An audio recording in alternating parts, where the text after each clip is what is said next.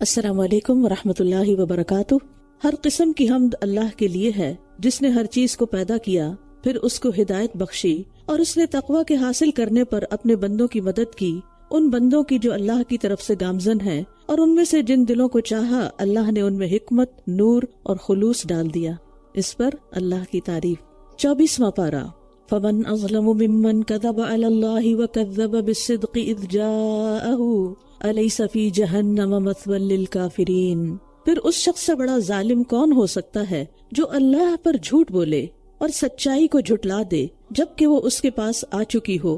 کیا ایسے کافروں کے لیے جہنم میں کوئی ٹھکانہ نہیں؟ ظلم کہتے ہیں کسی چیز کو اس کی جگہ کے علاوہ کہیں اور رکھنا اور کسی کا حق دوسرے کو دے دینا، یعنی حق کسی کا بنتا ہے اور دے کسی اور کو دینا، کیونکہ آدمی اندھیرے میں کسی چیز کو اس کی اصل جگہ نہیں رکھ سکتا، تو ظلم کا لفظی معنی اندھیرا بھی ہوتا ہے۔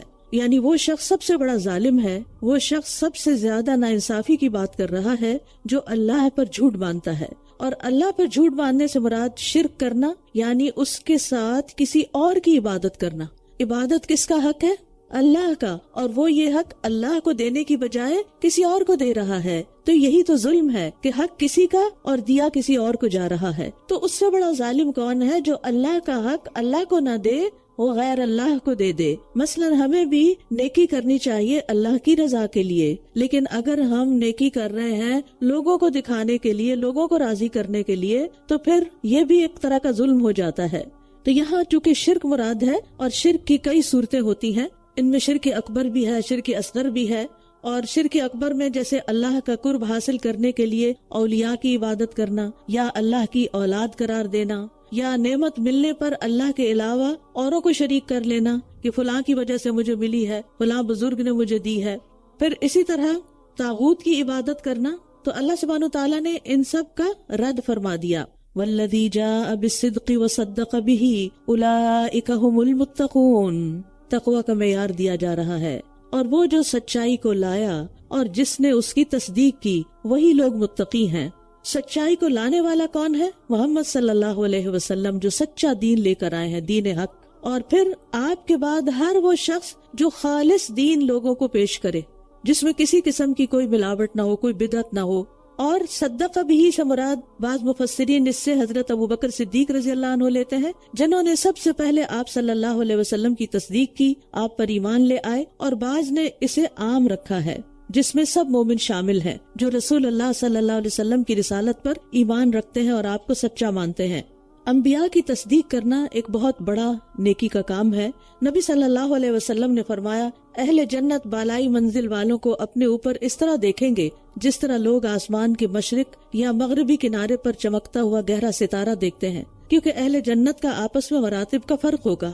لوگوں نے عرض کیا، اللہ کے رسول، یہ تو انبیاء کے مقام ہے، ان کے مرتبہ پر تو اور کوئی پہنچ نہیں سکتا۔ آپ نے فرمایا، کیوں نہیں؟ اس ذات کی قسم جس کے ہاتھ میں میری جان ہے، جو لوگ اللہ پر ایمان لائے اور رسولوں کی تصدیق کی، وہ ان مراتب کو حاصل کر پائیں گے۔ تو کسی بھی نیک عمل سے پہلے سچا اور خالص ایمان کا ہونا ضروری ہے، وداؤٹ اینی ڈاؤٹ، کسی بھی شک و شبہ کے بغیر۔ لَهُم مَا يَشَاءُونَ عِندَ رَبِّهِمْ ذَلِكَ جَزَاءُ الْمُحْسِنِينَ۔ ان کے لیے ان کے رب کے پاس وہ سب کچھ ہے جو وہ چاہیں گے، نیکوکاروں کا یہی بدلہ ہے۔ ہم میں سے ہر ایک کیا چاہتا ہے؟ اپنے دل سے پوچھے۔ ہم میں سے ہر ایک کی خواہش یہ ہے کہ اللہ تعالیٰ ہمارے گناہ معاف کر دے۔ تو جو ایمان لائیں گے، تصدیق کریں گے، تو پھر ان کے ساتھ کیا معاملہ ہوگا؟ ان کے گناہ معاف ہو جائیں گے، جو وہ چاہیں گے وہ ہوگا، کیونکہ انہوں نے اللہ کی چاہت کو مان لیا۔ ان کے درجات بلند ہوں گے، ان کو جنتیں ملیں گی، کیونکہ ہر مومن کی یہی خواہش ہوتی ہے کہ اس کو اللہ سبحانہ وتعالیٰ کی رضا حاصل ہو، جنت میں داخلہ ہو۔ اور جب ایک دفعہ جنت میں داخل ہو گیا تو پھر وہاں کیا ملے گا؟ وہ سب کچھ جو انسان چاہے گا۔ ذالک جزاء المحسنین، یہ محسنین کا بدلہ ہے۔ محسنین کا ایک عام مفہوم تو یہ ہے کہ نیکیاں کرنے والے لوگ، ہر نیکی کرنے والا محسن ہوتا ہے، احسان کے درجے پر ہوتا ہے۔ اور دوسرا معنی یہ ہے کہ جو لوگ اخلاص کے ساتھ اللہ تعالیٰ کی عبادت کرتے ہیں، جیسا کہ حدیث جبریل میں آتا ہے، ان تعبد اللہ کأنک تراہ فإن لم تکن تراہ فإنہ یراک، کہ تم اللہ کی عبادت ایسے کرو گویا تم اس کو دیکھ رہے ہو۔ یعنی جب یہ احساس ہوگا کہ ہم اللہ کو دیکھ رہے ہیں تو پھر دھیان کسی اور کی طرف تو نہیں جائے گا، کسی اور کا خیال تو دل میں نہیں آئے گا۔ اور اگر یہ نہ ہو تو اس سے اگلا درجہ نچلا کیا ہے کہ اللہ ہمیں دیکھ رہا ہے. جس انسان کے دل میں نیکی کرتے ہوئے یہ خیال آ جاتا ہے کہ مجھے اللہ تعالیٰ دیکھ رہا ہے، اس کے کام کی کوالٹی بڑھ جاتی، اس میں خوبصورتی پیدا ہو جاتی، وہ احسان کے درجے میں کام ہوتا ہے. اور تیسرا وہ محسن ہوتا ہے جو لوگوں کے ساتھ حسن سلوک اور اچھا برتاؤ کرتا ہے. اور چوتھا، ہر نیک عمل کو اچھے طریقے سے خشوع و خضوع کے ساتھ اور سنت کے مطابق کرنا اور کثرت سے زیادہ اس کی خوبصورتی یا حسن کا خیال رکھنا. ایسا کرنے والا محسن کہلاتا ہے. لِيُكَفِّرَ اللَّهُ عَنْهُمْ أَسْوَأَ الَّذِي عَمِلُوا، تاکہ اللہ ان کے برے اعمال کو ان سے دور کر دے اور انہیں ان کے اچھے اعمال کے بدلے میں بہترین اجر عطا کرے جو وہ کیا کرتے تھے. أَلَيْسَ اللَّهُ بِكَافٍ عَبْدَهُ، کیا اللہ اپنے بندے کے لیے کافی نہیں؟ وَيُخَوِّفُونَكَ بِالَّذِينَ مِن دُونِهِ وَمَن يُضْلِلِ اللَّهُ فَمَا لَهُ مِنْ هَادٍ، اور یہ آپ کو ان معبودوں سے ڈراتے ہیں جو اس کے سوا ہیں، یعنی اللہ کے سوا، اور جسے اللہ بھٹکا دے اسے کوئی ہدایت دینے والا نہیں. تو اللہ اپنے بندوں کو، مومن بندوں کو دنیا اور آخرت میں کافی ہے. یہ ذکر کرنے کے بعد کہ وہ مومنوں کو جنت میں جو چاہیں گے وہ عطا کر دے گا اور ان کے بدترین اعمال ان سے دور کر دے گا، ساتھ ہی یہ بھی بیان کر دیا کہ اللہ تعالیٰ ان کے دنیا کے کاموں میں بھی ان کے لیے کافی ہو جائے گا، ان کے دشمنوں کی طرف سے بھی ان کو کافی ہو جائے گا. اور اس کو بہت زبردست انداز میں بیان کیا گیا. الیس اللہ بکاف عبدہ، ایک تو یہ نا اللہ ہر چیز میں کافی ہے، لیکن یہاں کہا گیا الیس اللہ بکاف عبدہ، کیا اللہ اپنے بندے کے لیے کافی نہیں؟ اگر وہ کافی ہے تو پھر کسی اور کی طرف توجہ کرنے کی کیا ضرورت ہے؟ اور یہ صرف نبی صلی اللہ علیہ وسلم کے لیے نہیں بلکہ ہر بندے کے لیے ہے. ہر وہ بندہ جو اللہ تعالیٰ کی طرف رجوع کرے، اللہ تعالیٰ اس کے لیے کافی ہے. جبکہ لوگ اپنے معبودوں سے ڈراتے ہیں اور کہتے ہیں کہ ان کی برائی سے باز رہو اور ان کا انکار نہ کرو، تو ڈراتے کیا تھے کہ اگر تم نے ہمارے معبودوں کو کچھ کہا تو پھر ان کی طرف سے تمہیں کوئی تکلیف پہنچ جائے گی. آج بھی لوگ ایسی باتیں کرتے ہیں کہ اگر غلط کوئی منت مانی ہوئی اور اس کو روکا جائے کہ دیکھو یہ شرک میں آتا ہے، لوگ 11ویں شریف دیتے ہیں جس میں عبد القادر جیلانی کے نام پر وہ اپنی بھینسوں کا دودھ جو ہے وہ مفت بانٹتے ہیں کہ یہ ان کے نام کی ہے. تو کوئی بھی چیز اللہ کے نام کے سوا کسی اور کے نام پر نہیں دی جا سکتی، یہ بھی شرک کی ایک قسم ہو جاتی. اور جب ان کو کہا جاتا ہے کہ ایسا نہ کرو تو کہتے نہیں ہماری بھینس مر جائے گی اور پھر ان کی بددعا لگ جائے گی ہمیں. تو الیس اللہ بکاف عبدہ، جو چیز غلط ہے وہ غلط ہے، جو شرک ہے وہ شرک ہے، اور اگر انسان اس کو نگیٹ کرتا ہے تو اس کو کوئی نقصان نہیں پہنچنے والا. لا الہ الا اللہ جو کامیابی کی کنجی ہے، اسی میں ہی سب کو نگیٹ کر دیا گیا ہے اللہ کے سوا. وَمَن يَهْدِ اللَّهُ فَمَا لَهُ مِن مُضِلٍّ، اور جسے اللہ ہدایت دے دے تو اسے کوئی بھٹکانے والا نہیں. کیا اللہ بہت زبردست انتقام لینے والا نہیں ہے؟ یعنی اللہ کے زبردست انتقام سے کوئی نہیں بچا سکتا، یعنی اللہ جس کو پکڑے اس کو کوئی پیر نہیں چھڑا سکتا. اور اگر آپ ان سے پوچھیں کہ آسمانوں اور زمین کو کس نے پیدا کیا ہے تو یقیناً یہ ضرور کہیں گے کہ اللہ نے. کہہ دیجئے کیا بھلا کبھی تم نے غور کیا کہ اللہ کے سوا جن معبودوں کو تم پکارتے ہو، اگر اللہ میرے ساتھ کسی نقصان کا ارادہ کرے تو کیا وہ سب اس نقصان کو دور کر سکتے ہیں؟ یا وہ میرے ساتھ کسی مہربانی کا ارادہ کرے تو کیا وہ سب اس کی رحمت کو روک سکتے ہیں؟ کہہ دیجئے مجھے اللہ کافی ہے. قل حسبی اللہ علیہ یتوکل المتوکلون، توکل کرنے والے اسی پر توکل کرتے ہیں. پھر وہی مضمون دہرایا جا رہا ہے ایک اور انداز میں کہ اگر اللہ کسی کو رحمت پہنچانا چاہے تو کوئی اس کو روک نہیں سکتا، اور اگر اللہ کسی کو نقصان دینا چاہے تو کوئی بچا نہیں سکتا. تو اصل بات یہ ہے کہ اہل ایمان صرف اللہ پر ہی بھروسہ کرتے ہیں، اس کے سوا کسی اور پر نہیں، کیونکہ نفع نقصان کا مالک صرف اللہ ہی ہے. نبی صلی اللہ علیہ وسلم نے فرمایا، جان رکھو اگر ساری امت مل کر بھی تمہیں کوئی نفع پہنچانا چاہے تو تمہیں نفع نہیں پہنچا سکتی سوائے اس کے جو اللہ نے تمہارے لیے لکھ دیا. وہاں سے اذن ہوگا تو کوئی انسان کام آئے گا، ورنہ اپنے قریب ترین بھی کوئی کام نہیں آ سکتا. اور اگر وہ سارے مل کر تمہیں نقصان پہنچانا چاہیں تو تمہیں نقصان نہیں پہنچا سکتے سوائے اس کے جو اللہ نے تمہارے مقدر میں لکھ دیا ہے. کیونکہ اللہ نے آزمانا ہے نا بندوں کو، اس لیے بندوں کے لیے نعمتوں کے ساتھ ساتھ کچھ آزمائشیں بھی لکھ دی گئی ہیں. کہہ دیجئے اے میری قوم، تم اپنی جگہ پر عمل کرتے رہو، بے شک میں بھی عمل کر رہا ہوں. پس عنقریب تم جان لوگے کہ کون ہے جس کے پاس ایسا عذاب آئے گا جو اسے رسوا کر دے گا اور کس پر دائمی عذاب اترے گا. یعنی اس سے واضح ہو جائے گا پھر کہ حق پر کون ہے اور باطل پر کون، جیسے پچھلی قوموں کے ساتھ ہو چکا کہ جو اہل حق تھے وہ بچا لیے گئے اور باقی قوم نوح، قوم عاد، سمود وہ برباد کر دی گئی. اور یہاں عذاب سے مراد دنیا کا عذاب ہے، جیسے جنگ بدر میں ہوا، کافروں کے 70 آدمی قتل اور 70 قید ہوئے، اور فتح مکہ کے بعد پھر مسلمانوں کا ایک غلبہ ہو گیا، جس کے بعد کفار کے لیے، نبی صلی اللہ علیہ وسلم کے دشمنوں کے لیے پھر سوائے رسوائی کے کچھ نہ بچا۔ اور جو لوگ آپ کی مخالفت کرتے ہوئے دنیا سے گئے، ان کے لیے پھر آخرت کا بھی ہمیشہ کا جہنم کا رسوائی کا عذاب ہے۔ تو ہمیں دنیا میں رسوائی سے اور آخرت میں عذاب سے پناہ مانگنی چاہیے۔ اللہم احسن عاقبتنا فی الامور کلہا واجرنا من خزی الدنیا وعذاب الآخرہ، انا انزلنا علیک الکتاب للناس بالحق، بے شک ہم نے آپ پر یہ کتاب لوگوں کے لیے حق کے ساتھ نازل کی ہے۔ پھر جو ہدایت پا جائے تو اس کے اپنے ہی فائدے کے لیے ہے، اور جو کوئی بھٹک جائے تو بے شک اس کے بھٹکنے کا وبال اسی پر ہوگا، اور آپ ان پر ذمہ دار نہیں ہیں۔ کفار کا کفر پر اصرار نبی صلی اللہ علیہ وسلم کے لیے بڑا تکلیف دہ تھا، اور آپ چاہتے تھے کہ یہ لوگ کسی طرح مسلمان ہو جائیں، لیکن وہ اپنی پوری ہٹ درمی پر جمے ہوئے تھے۔ تو اس میں آپ صلی اللہ علیہ وسلم کو تسلی دی جا رہی ہے کہ آپ کا کام صرف اس کتاب کو بیان کر دینا ہے جو ہم نے آپ پہ نازل کی ہے۔ آپ کے ذمہ یہ نہیں کہ آپ انہیں زبردستی پکڑ کر ہدایت دیں، اگر وہ ہدایت پا لیں گے تو ان کا اپنا فائدہ، نہیں پائیں گے تو اپنا ہی نقصان کریں گے۔ اور پھر فرمایا وما انت علیہم بوکیل، آپ ان پر وکیل یعنی مکلف نہیں، ذمہ دار نہیں، آپ ان کی ہدایت کے ذمہ دار نہیں۔ بات یہی ہے کہ انسان جو کچھ کرتا ہے اپنے ہی بھلے کے لیے کرتا ہے۔ فمن ابصر فلنفسہ من عمل صالحا فلنفسہ ومن شکر فانما یشکر لنفسہ ومن تزکا فانما یتزکا لنفسہ، تو انسان جو بھی نیکی کرتا ہے وہ اپنے لیے کرتا ہے، اور جو غلط کام کرتا ہے اس کا وبال بھی خود پر پڑتا ہے، گناہوں میں بھی اپنے آپ کو ہی ڈبوتا ہے۔ وَمَن يَكْسِبْ إِثْمًا فَإِنَّمَا يَكْسِبُهُ عَلَى نَفْسِهِ وَمَن يَبْخَلْ فَإِنَّمَا يَبْخَلُ عَن نَفْسِهِ فَمَن نَكَثَ فَإِنَّمَا يَنكُثُ عَلَى نَفْسِهِ۔ تو یہ بات ہم سب کو اچھی طرح ذہن نشین ہونی چاہیے کہ اگر ہم کوئی اچھا کام کریں گے، نیکی کا کام کریں گے تو وہ ہم ہی کو فائدہ دے گا، اور اگر غلط کیا تو اس کا خمیازہ بھی خود ہی کو بھگتنا ہوگا۔ پھر انسان خود ڈیسائیڈ کر لے کہ اس کو کس طرف جانا ہے۔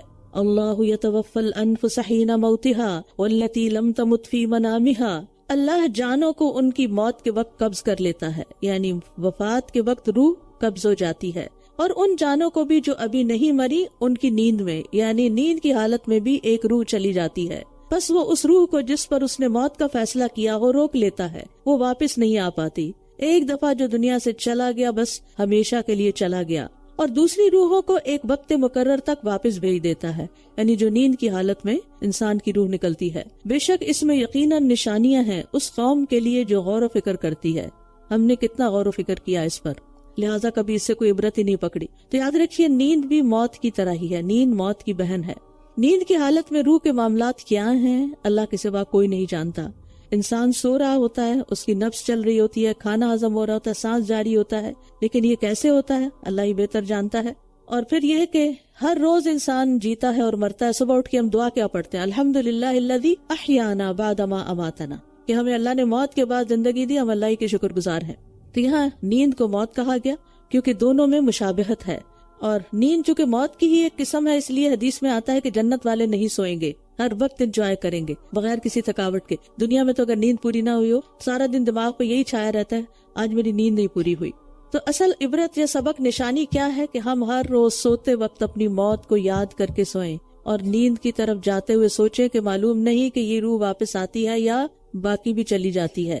اور سوتے وقت اللہ سے حفاظت کی دعا کرنی چاہیے، بسمک ربی وضعت جنبی وبک ارفعہ ان امسکت نفسی فرحمها وان ارسلتها فاحفظها بما تحفظ به عبادک الصالحین ام اتخذوا من دون اللہ شفعاء، کیا انہوں نے اللہ کے سوا سفارشی بنا رکھے ہیں؟ کہہ دیجئے کیا بھلا اگرچہ وہ کچھ بھی اختیار نہ رکھتے ہوں اور نہ ہی عقل رکھتے ہوں، یعنی یہ پتھر کے بتوں کے پاس کیا اختیار ہے، کون سی عقل ہے، پھر انہوں نے کیوں رب کا شریک بنایا ہوا ہے؟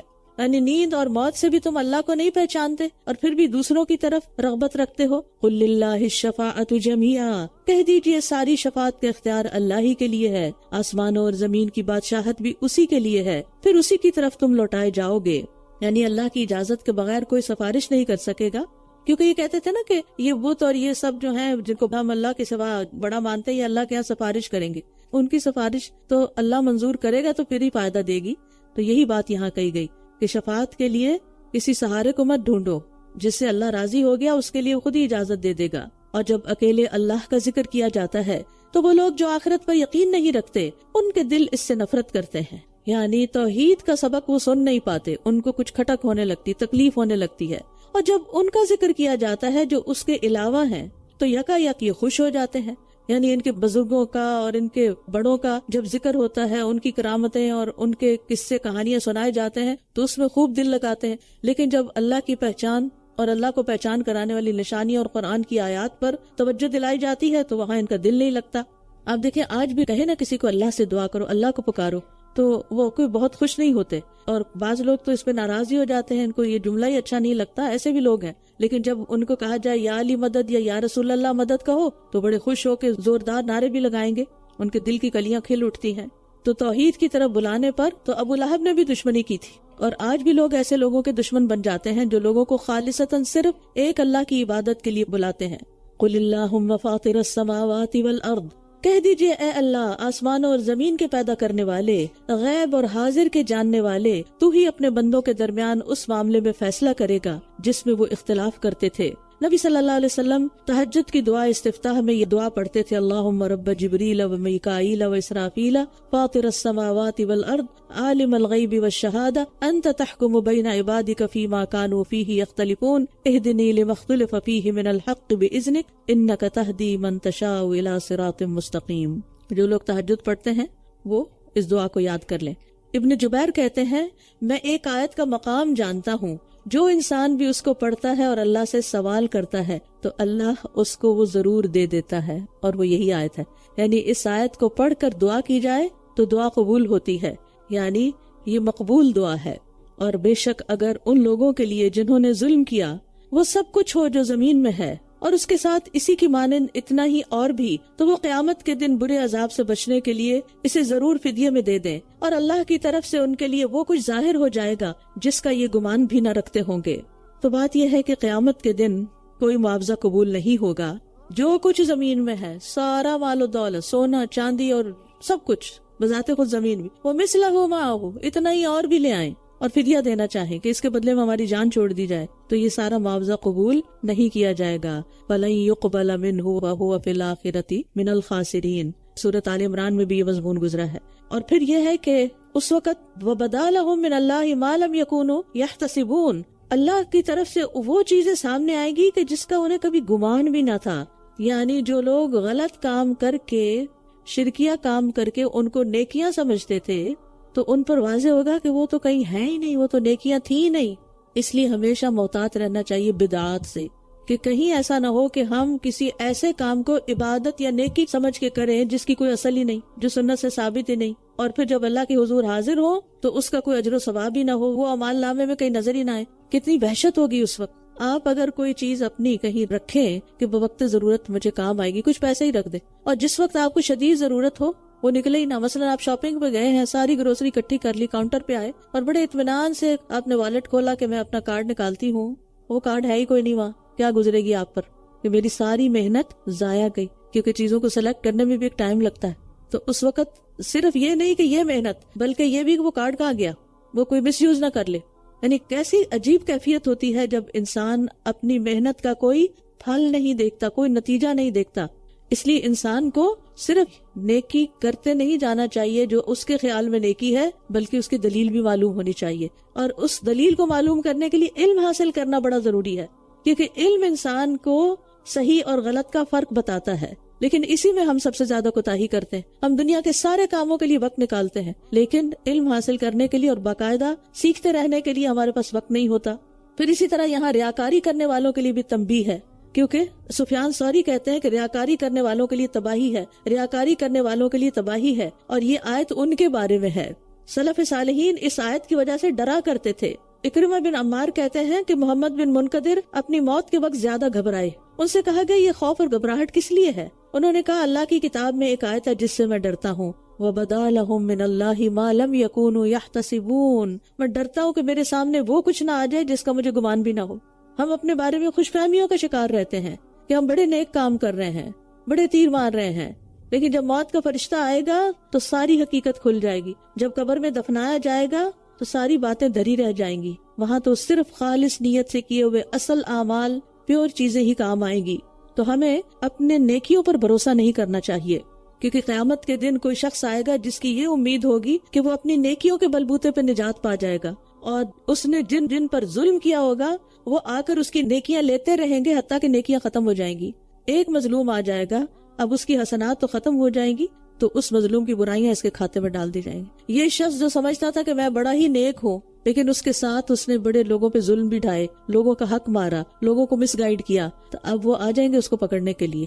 تو اس لیے کبھی بھی نیکی کر کے بے فکر نہ ہو کہ بس نجات کے لیے اتنا ہی کافی. وہ ایک عورت نے کتے کو پانی پلایا تھا تو اس کی بخشش ہوگی, تو میں نے تو اتنا بڑا کام کیا, میری کیوں نہیں ہوگی. شیطان ایسے دھوکے دیتا ہے انسان کو, اس سے بچنا چاہیے. وَبَدَا لَهُمْ سَيِّئَاتُ مَا كَسَبُوا وَحَاقَ بِهِمْ مَا كَانُوا بِهِ يَسْتَهْزِئُونَ. اور جو اعمال انہوں نے کیے ہوں گے ان کی برائیاں ان کے لیے ظاہر ہو جائیں گی, اور وہ عذاب انہیں گھیر لے گا جس کا یہ مذاق اڑاتے تھے. یعنی گناہ اور نافرمانیاں سامنے آ جائیں گی. پھر جب انسان کو کوئی تکلیف پہنچتی ہے تو وہ ہمیں پکارتا ہے, پھر باقی معبود بھول جاتے ہیں. پھر جب ہم اپنے پاس سے اسے کوئی نعمت عطا کر دیتے ہیں تو یہ کہتا ہے بے شک میں یہ اپنے علم کی بنا پہ دیا گیا ہوں, بلکہ یہ تو ایک آزمائش ہے.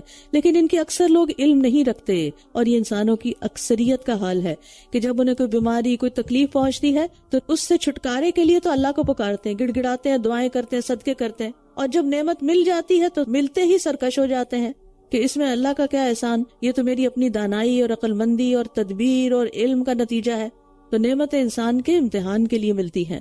تو ہم اللہ سے دعا کرتے رہا کریں کہ اللہ تعالیٰ یہ نعمتیں ہمیں آپ کے قریب کریں, نہ کہ ہمارے لیے فتنے کا سبب بنے. یقیناً ان سے پہلے کے لوگوں نے بھی یہی کہا تھا, تو جو کمائی وہ کرتے تھے وہ ان کے کچھ کام نہ آئی. یعنی دنیاوی مہارتیں اللہ کے عذاب سے بچا نہیں سکتی. دنیا کے کسی بھی کام کا ماسٹر ہونا اور اس کی وجہ سے دنیا میں سکسیسفل ہونا اللہ کے نزدیک کوئی میٹر نہیں کرتا. وہاں وہی چیزیں, وہی سکہ کام آئے گا جو وہاں چلتا ہے. جو کام اس نے بتائے ہیں وہ کیے جائیں گے تو ہی کچھ ملے گا. فَأَصَابَهُمْ سَيِّئَاتُ مَا كَسَبُوا. تو انہیں ان اعمال کے برے نتائج آ پہنچے جو انہوں نے کیے, اور ان قریب ان میں سے جن لوگوں نے ظلم کیا انہیں بھی ان اعمال کے برے نتائج پہنچیں گے جو انہوں نے کیے, اور یہ اللہ کو عاجز کرنے والے نہیں. یعنی مختلف عذابوں کی صورت میں وبال آ جائیں گے. کیا بھلا یہ جانتے نہیں کہ بے شک اللہ رزق کشادہ کر دیتا ہے جس کے لیے چاہتا ہے, اور تنگ کر دیتا ہے. بے شک اس میں البتہ نشانیاں ہیں ان لوگوں کے لیے جو ایمان لاتے ہیں. یاد رکھیے رزق کی فراوانی اور تنگی اللہ کی مشیت پر موقوف ہے, اور رزق میں صرف مال ہی نہیں ہوتا, ہر نعمت ہی رزق ہے. یعنی جو بھی ہمیں ملا ہے, چاہے مادی رزق ہے یا مانوی رزق, جیسے علم بھی ایک رزق ہے لیکن یہ مادی تو نہیں, یہ مانوی رزق ہے. اسی طرح باقی چیزیں, مال, اولاد, شوہر, اہل و عیال, صحت, محبت, قبولیت, یہ سب چیزیں رزق ہیں, اور ان کے ساتھ اللہ نے بندوں پر احسان فرمایا ہے. قُلْ يَا عِبَادِيَ الَّذِينَ أَسْرَفُوا عَلَىٰ أَنفُسِهِمْ لَا تَقْنَطُوا مِن رَحْمَةِ اللَّهِ. کہہ دیجئے اے میرے وہ بندو جنہوں نے گناہ کر کے اپنی جانوں پر زیادتی کی ہے, اللہ کی رحمت سے مایوس نہ ہو. بے شک اللہ سب گناہوں کو بخش دیتا ہے, بے شک وہی بہت بخشنے والا نہایت رحم کرنے والا ہے. یعنی اللہ کی مغفرت اور رحمت بڑی وسیع ہے, اور اس سے نا امید نہیں ہونا چاہیے. لیکن وہ کب ملتی ہے؟ توبہ کرنے والوں کو, اللہ کی طرف رجوع کرنے والوں کو, استغفار کرنے والوں کو. اور اسی طرح نہ خود رحمت سے کبھی مایوس ہو اور نہ دوسروں کو کریں, اور کسی کے بارے میں کبھی یہ نہ کہیں کہ اللہ اسے معاف نہیں کرے گا. اللہ تعالیٰ سارے گناہ معاف کر سکتا ہے, وہ بڑے بڑے گناہ معاف کر دیتا ہے. اور یہ امید دلانے والی سب سے بڑی آیت ہے جو قرآن مجید میں ہے کہ ان اللہ یغفر الذنوب جمیعا. کچھ گناہ تو انسان کی نیکیوں کی وجہ سے مٹتے جاتے ہیں, یعنی نیکیاں آتی جاتی ہیں, گناہ جو ہے وہ دھلتے چلے جاتے ہیں. اور کچھ گناہ توبہ استغفار سے, کچھ گناہ کفارہ دینے سے اور اس کا بدلہ دینے سے. تو اس لیے انسان صحیح طرز عمل اختیار کرے. وَأَنِيبُوا إِلَىٰ رَبِّكُمْ وَأَسْلِمُوا لَهُ. اور اپنے رب کی طرف لوٹ آؤ اور اس کے فرما بردار بن جاؤ. اگر چاہتے ہو کہ رب معاف کر دے تو پھر کیا کرنا ہوگا؟ رب کی طرف پلٹنا ہوگا. اس سے پہلے کہ تمہارے پاس عذاب آ جائے پھر تم مدد نہ کیے جاؤ گے. انابت کا مطلب ہوتا ہے اللہ کی رضا کی طرف جلدی کرنا, اور ہر وقت اللہ کی طرف رجوع کرنا. ہر چھوٹی بڑی مشکل میں اللہ ہی کو پکارنا, اللہ کے لیے خالص عمل کرنا. اور جو منیب ہوتا ہے یعنی انابت والا, وہ اللہ سبحانہ وتعالیٰ کے سامنے عاجزی کرتا ہے, اپنی خواہشات کو چھوڑ دیتا ہے, اللہ کے ساتھ تعلق قائم کرتا ہے, اللہ کی تعظیم اور حرمت کو پہچانتا ہے. تو مطلب یہ ہے کہ دل سے اللہ کی طرف رجوع کرو, اور پھر وَأَسْلِمُوا لَهُ, اس کے سامنے سر تسلیم خم کر دو, کیونکہ اسلام کی تعریف ہی یہی ہے کہ تم اپنا چہرہ اللہ کے سپرد کر دو. تو دنیاوی عذاب آنے سے پہلے پہلے توبہ کر لینی چاہیے, نیک عمل کر لینے چاہیے. وَاتَّبِعُوا أَحْسَنَ مَا أُنزِلَ إِلَيْكُم مِّن رَّبِّكُمْ, اور تمہارے رب کی طرف سے جو تمہاری طرف نازل کیا گیا ہے تم اس کی بہترین طریقے سے پیروی کرو، اس سے پہلے کہ عذاب تمہارے پاس اچانک آ جائے اور تم اس کا شعور بھی نہ رکھتے ہو۔ یعنی انتظار نہ کرو کہ حج کروں گا تو توبہ کروں گا اور ریٹائرمنٹ کی عمر میں پہنچوں گا تو پھر توبہ کر لوں گا، نہیں، کوئی پتہ نہیں کہ کس وقت پکڑ ہو جائے، اس لیے ساتھ کے ساتھ توبہ کرو، اور پھر وحی میں سے جو نازل کیا گیا ہے اس کے بہترین طریقے سے پیروی کرو۔ یہ نہ ہو کہ کوئی شخص کہے ہائے افسوس اس کوتاہی پر جو میں نے اللہ کے حق میں کی، پھر ریگریٹس نہ ہو، اور بے شک میں تو یقیناً مذاق اڑانے والوں میں سے تھا۔ اللہ کے حق میں یعنی اللہ کے ذکر میں، قرآن اور اس پر عمل کرنے میں کوتاہی کی، دوسری چیزوں کو اس پر ترجیح دی اور چیزوں میں لگ گیا، تو قیامت کے دن انسان کو بہت حسرت ہوگی کسی ایسی مجلس پر جہاں وہ گیا بیٹھا اور اس میں اللہ کا ذکر ہی نہیں کیا اور ویسے ہی اٹھ کھڑا ہوا۔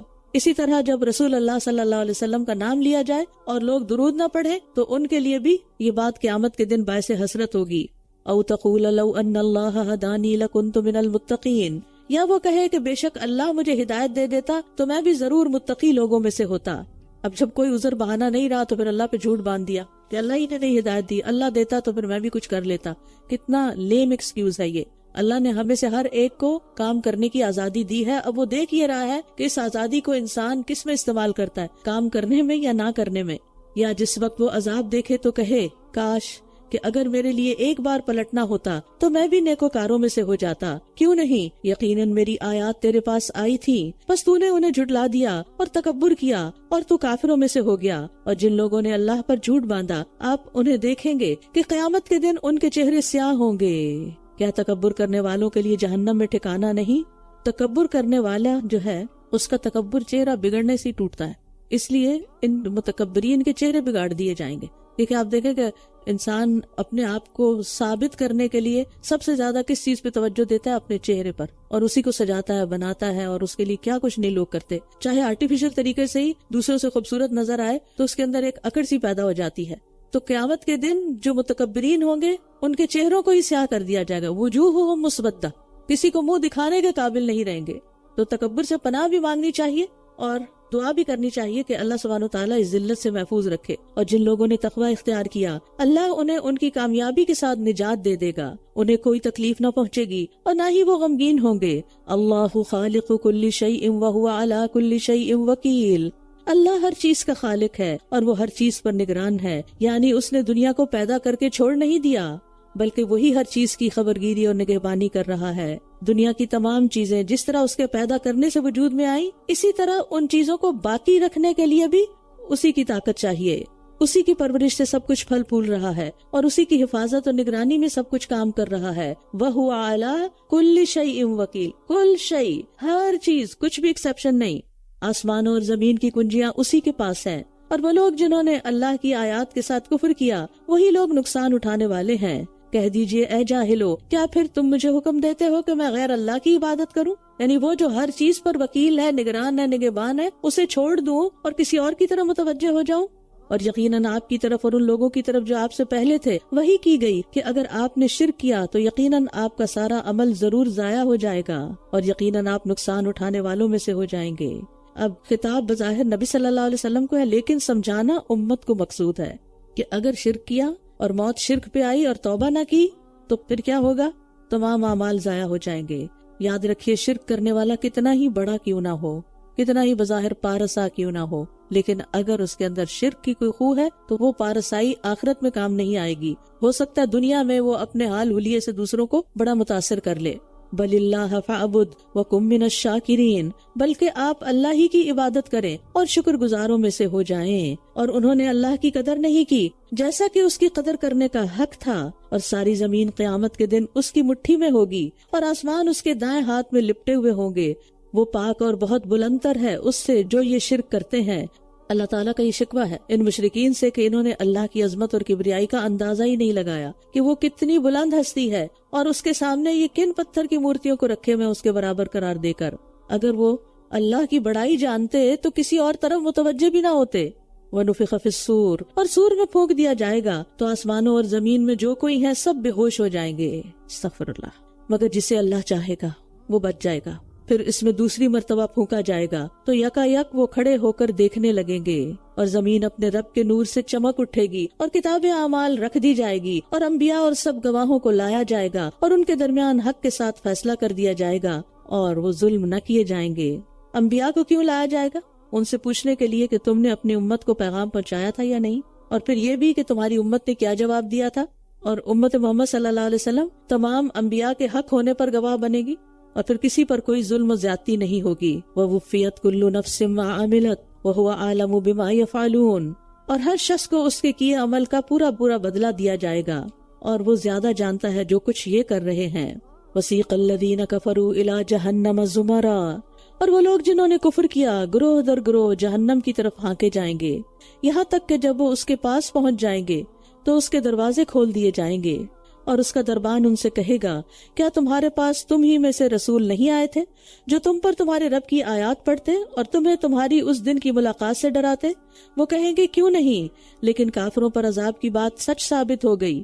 سیقہ کا لفظ جو ہے نا، وسیق الذین، یہ ساقہ یسوق سے ہے، کسی کو اپنے آگے رکھ کر پیچھے سے ہانکنا، تو اس میں ذلت کا بھی اظہار ہوتا ہے جس کو ہانکا جا رہا تھا اس کے لیے، اور دوسرا کیا ہوتا ہے، آگے رہ کے کسی کو پیچھے چلانا، اور زمرہ ہوتا ہے وہ گروہ جس کے پیچھے ایک اور گروہ ہو، یعنی اس جماعت کو کہا جاتا ہے جس کے پیچھے اور جماعت آ رہی ہو، وہ زمر ہوتی ورنہ جماعت ہوتی ہے۔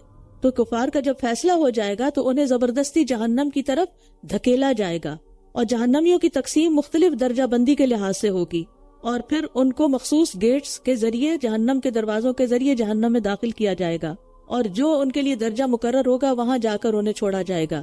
جیسے منافقین سب سے نچلے درجے میں پھینکے جائیں گے، قیل ادخلوا ابواب جہنم خالدین فیہا، ان سے کہا جائے گا آپ جہنم کے دروازوں میں داخل ہو جاؤ، تم اس میں ہمیشہ رہنے والے ہو۔ تو تکبر کرنے والوں کا ٹھکانہ کتنا برا ہے۔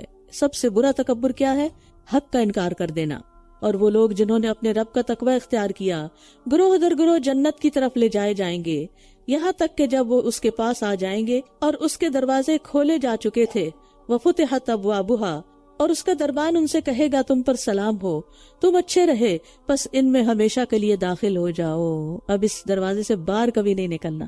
اور جنت کے دروازے ان کے لیے پہلے سے کھلے ہوئے ہوں گے۔ ایسا ہوتا ہے نا جب کوئی پیارے مہمان آ رہے ہوں تو انسان بیل بجانے کی بھی ان کو تکلیف نہیں دیتا، پہلے سے ہی دروازہ کھول کے باہر کھڑا ہوتا ہے استقبال کرنے کے لیے۔ تو فرشتے استقبال کر رہے ہوں گے اور دروازے پہلے سے ہی کھلے ملیں گے، دروازہ کھولنے کی بھی زحمت نہیں ہوگی، اور اس کا دربان ان سے کہے گا تم پر سلام ہو، تم اچھے رہے، بس ان میں ہمیشہ کے لیے داخل ہو جاؤ۔ یعنی فرشتوں کی طرف سے اکرام اور عزت افزائی ہوگی، اور کیا کیا کہیں گے وہ؟ تم پہ سلام ہے، ہر تکلیف خوف غم سے اب سلامت ہو تم۔ دوسرا ہے طب تم، یعنی تم پاک رہے شرک وغیرہ سے، اور اب تم ہر گناہ اور برائی سے پاک ہو گئے ہو۔ جنت میں جانے کے لیے پہلے پلی پہ روک کر سب کو پاک صاف کیا جائے گا۔ حدیث میں آتا ہے مومن آگ سے بچ کر نکلیں گے تو انہیں جنت اور آگ کے درمیان ایک پل پر روک لیا جائے گا، پھر انہیں ایک دوسرے سے ان کی زیادتیوں کا بدلہ دلا دیا جائے گا جو دنیا میں ایک دوسرے پر ہوئی ہیں۔ یہ سارے جنتی، لیکن دنیا میں کچھ ناراضگیاں بھی تھی۔ پھر جب خوب پاک صاف ہو جائیں گے تو انہیں جنت میں داخلے کی اجازت ملے گی۔ اور تیسری بات فرشتے کیا کہیں گے؟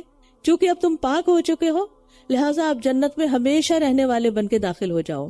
بہت بڑی بشارت، اللہ تعالیٰ ہمیں بھی ان خوش نصیبوں میں شامل کرے جن کو یہ بشارتیں ملیں گی۔ یہ ہے اچھی گڈ نیوز۔ اور یہ خوشخبری یہ بھی ہے کہ امت محمدی صلی اللہ علیہ وسلم کے لوگ دوسری امتوں سے پہلے جنت میں جائیں گے، اور جنت کے دروازے بھی بہت وسیع ہیں، اور جنت کے مختلف دروازوں کے نام بھی ہیں، جیسے روزہ داروں کے لیے باب الریان ہے، وقالوا الحمد للہ الذی صدقنا وعدہ، اور وہ جنتی کہیں گے کہ سب تعریف اللہ کے لیے ہے جس نے ہم سے اپنا وعدہ سچ کر دکھایا اور ہمیں اس زمین کا وارث بنا دیا۔ ہم جنت میں جہاں چاہیں جگہ بنا لیں، تو عمل کرنے والوں کا کتنا اچھا بدلہ ہے، یعنی پوری جنت کے وارث بن جائیں گے جتنا بھی ان کا حصہ ہوگا اس میں۔ تو ہوتا ہی ہے نا، وارث کا لفظ کیوں استعمال کیا گیا؟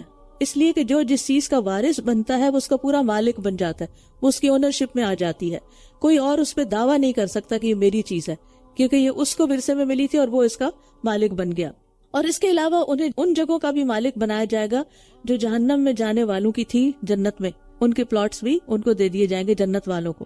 اگر وہ نیک عمل کرتے تو یہ مالکانہ حقوق ان جہنمیوں کو ملتے جن کے لیے جگہ رکھی گئی تھی۔ کتنی حسرت ہوگی کہ وہاں بھی جگہ تھی، یہاں بھی تھی، بعض اوقات ایسا ہوتا ہے نا کہ آپ انویسٹ کرتے ہیں، ایک جگہ آپ زمین لے لیتے ہیں، پھر دوسری جگہ لے لیتے ہیں، پھر سوچتے ہیں کہ کس پہ گھر بناؤں، پھر ان میں سے ایک پہ بناتے ہیں۔ ایسے ہی اللہ تعالیٰ نے جنت کی زمین بھی دی ہوئی ہے اور جہنم کی بھی دی ہوئی ہے۔ کچھ لوگ جہنم کی زمین کے لیے کام کرتے ہیں اور کچھ جنت کی زمین کے لیے تیاری کر رہے ہیں، اس کے لیے بنا رہے ہیں جو بناتے ہیں۔ ہم میں سے بھی ہر ایک کو سوچنا چاہیے کہ ہم اپنی کس زمین کو زیادہ چیرش کرتے ہیں اور اس کی حفاظت میں لگے ہوئے ہیں۔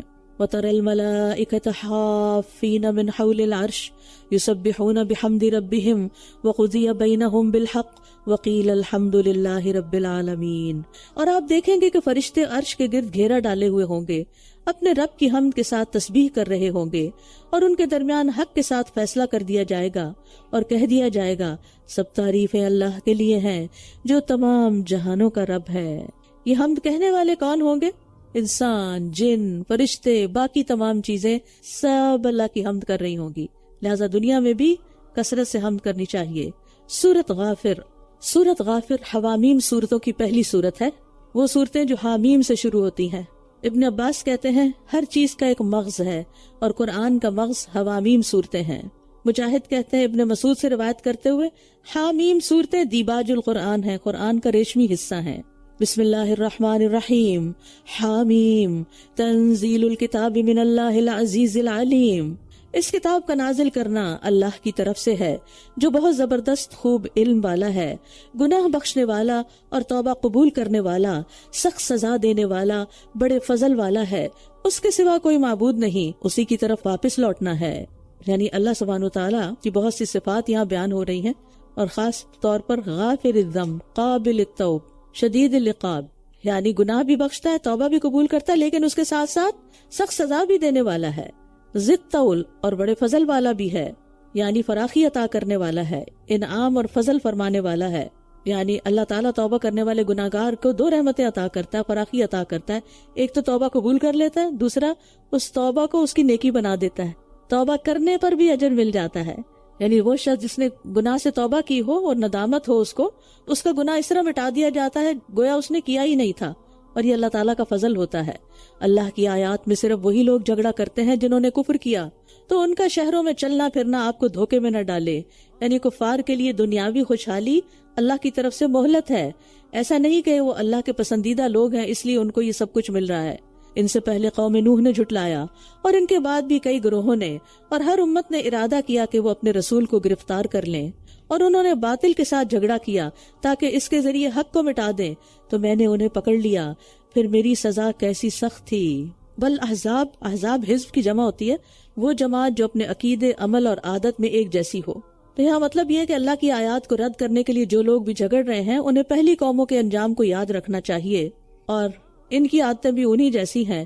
اور پچھلی قوموں میں عاد، سمود، اصحاب الایکہ، قوم لوط، آل فرعون، ان سب قوموں کے اندر شرک تھا، آخرت کا انکار تھا، اور یہ نبی کو ایک ہی طرح جھٹلا رہی تھی، اپنے نبی کی بات نہیں مانتی تھی، اور ہر امت کیا کر رہی تھی؟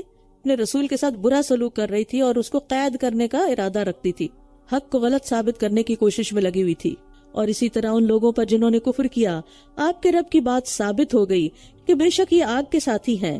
یعنی جس طرح پہلی قوموں پر تیرے رب کے عذاب آنے کی بات ثابت ہو چکی اور وہ برباد کر دی گئی، اسی طرح اب جو لوگ کفر کر رہے ہیں ان پر بھی تیرے رب کی بات ثابت ہو چکی ہے کہ وہ آگ میں جانے والے ہیں۔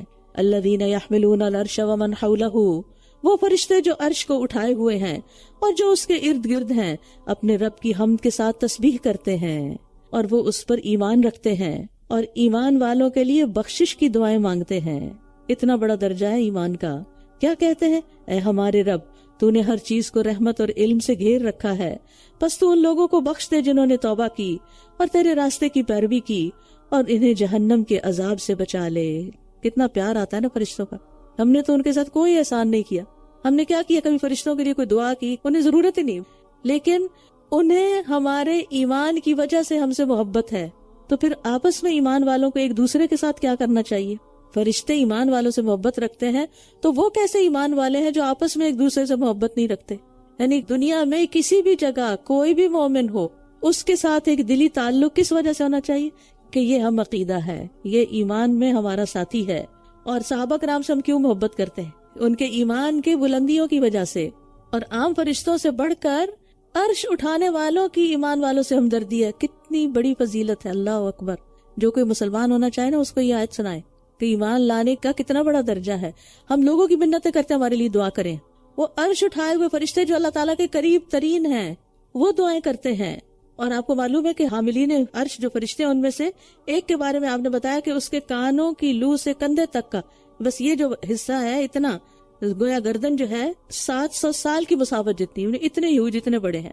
اور پھر ایمان لا کر جب کوئی شخص اچھے کام کرتا ہے اللہ تعالیٰ اس سے محبت کرتے ہیں، حاملین عرش اس سے محبت کرتے ہیں، آسمان کے سارے فرشتے اس سے محبت کرتے ہیں، 7 آسمانوں والے، اور پھر زمین پر بھی اس شخص کی محبت عام ہو جاتی ہے.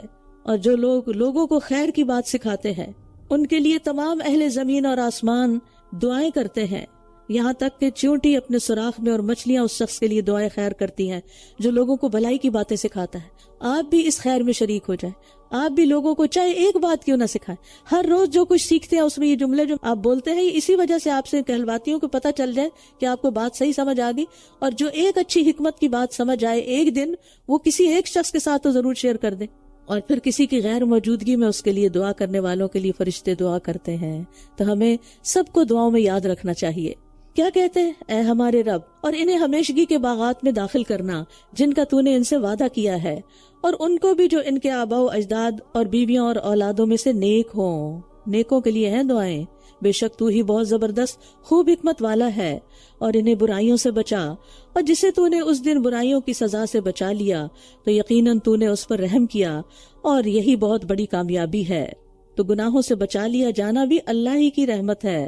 بے شک جن لوگوں نے کفر کیا انہیں پکار کر کہا جائے گا کہ جب تم ایمان کی طرف بلائے جاتے تھے اور تم انکار کر دیتے تھے تو اللہ کی ناراضگی تم پر تمہاری خود پر آج کی ناراضگی سے کہیں زیادہ تھی.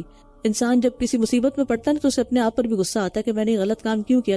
آپ اگر غلط ٹرن لے لیتے ہیں ہائی وے میں اور دور جا نکلتے ہیں تو کس پہ غصہ آتا ہے؟ اپنے آپ پہ آتا ہے نا.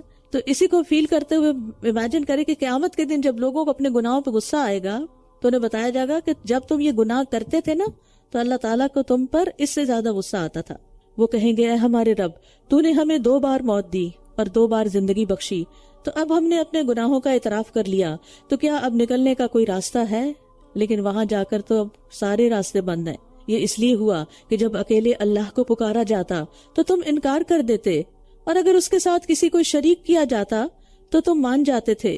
بس فیصلہ تو اللہ ہی کے اختیار میں ہے جو بہت بلند بہت بڑا ہے. العلی تمام مخلوقات پر ذات کے لحاظ سے بھی ہر چیز سے بلند ہے اور صفات کے لحاظ سے بھی. وَلَهُ الْمَثَلُ الْأَعْلَى فِي السَّمَاوَاتِ وَالْأَرْضِ، اس کی تو شان ہی بلند ہے. الکبیر جو اپنے اسماء اور صفات اور افعال میں عظمت و بزرگی کا مالک ہے، جو ہر آفت اور عیب اور نقص سے پاک ہے. عظیم الشان کائنات کی بڑی سے بڑی چیز اس کے آگے ایچ ہے، چھوٹی ہے. ہر طرح کی بڑائی اور بزرگی کا اسی کو حق ہے. وہی ہے جو تمہیں اپنی نشانیاں دکھاتا ہے اور تمہارے لیے آسمان سے رزق اتارتا ہے. اور نصیحت تو وہی حاصل کرتا ہے جو رجوع کرتا ہو، یعنی اللہ کی طرف رجوع کرنا رزق کی کثرت کا سبب بنتا ہے. فَادْعُوا اللَّهَ مُخْلِصِينَ لَهُ الدِّينَ وَلَوْ كَرِهَ الْكَافِرُونَ، پس تم اللہ کو پکارو دین کو اسی کے لیے خالص کرتے ہوئے اگرچہ کافر ناپسند کرتے ہوں. دوسروں کو نہ بھی اچھا لگے تو بھی دین کو صرف اللہ ہی کے لیے اپنے اوپر نافذ کرو اور اللہ کو پکارو.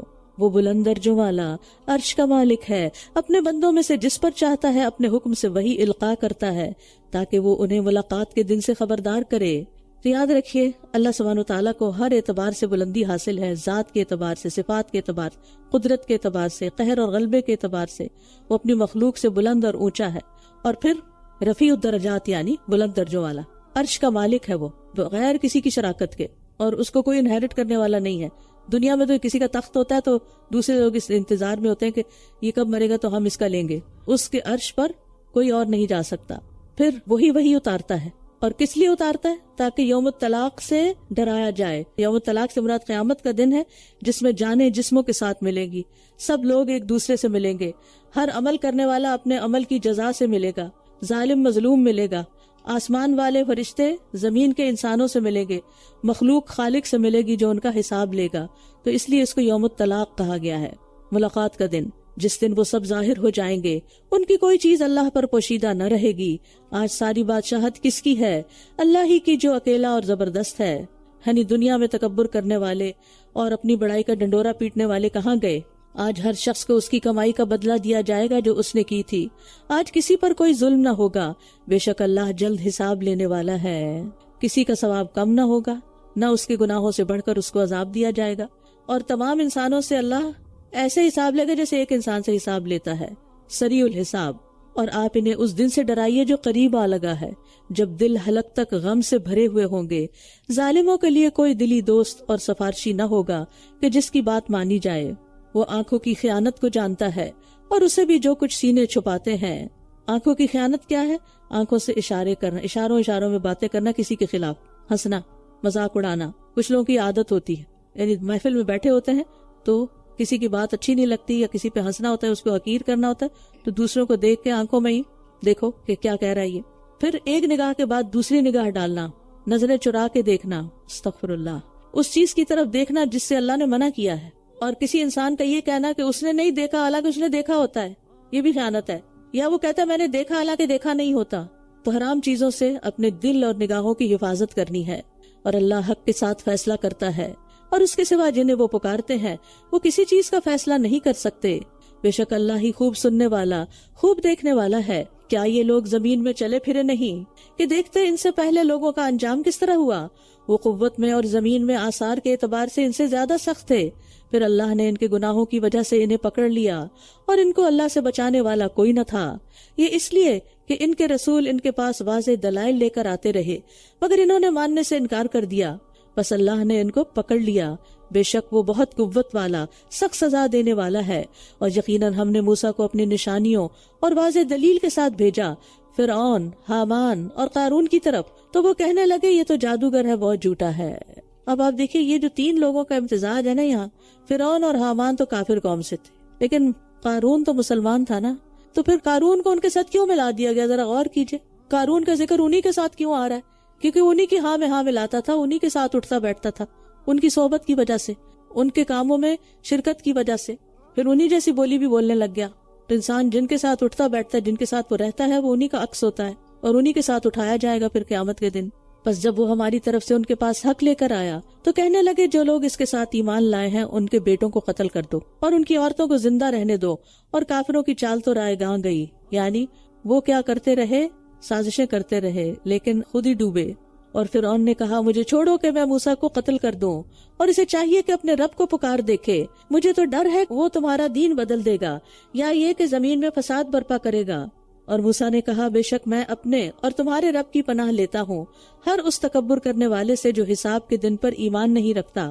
یہ ہوتی ہے اللہ کے بندوں کی روش کہ اللہ کے بندے دشمنوں سے بچنے کے لیے اللہ کی پناہ طلب کرتے ہیں. اور یہ بہت خوبصورت دعا بھی ہے، انی عذت بربی وربکم من کل متکبر لا یؤمن بیوم الحساب. اور آل فرعون میں سے ایک مرد مومن کہنے لگا جو اپنا ایمان چھپائے ہوئے تھا کہ کیا تم ایک شخص کو محض اس لیے قتل کر دو گے کہ وہ کہتا ہے کہ میرا رب اللہ ہے، حالانکہ وہ تمہارے رب کی طرف سے تمہارے پاس واضح دلائل لے کر آیا ہے.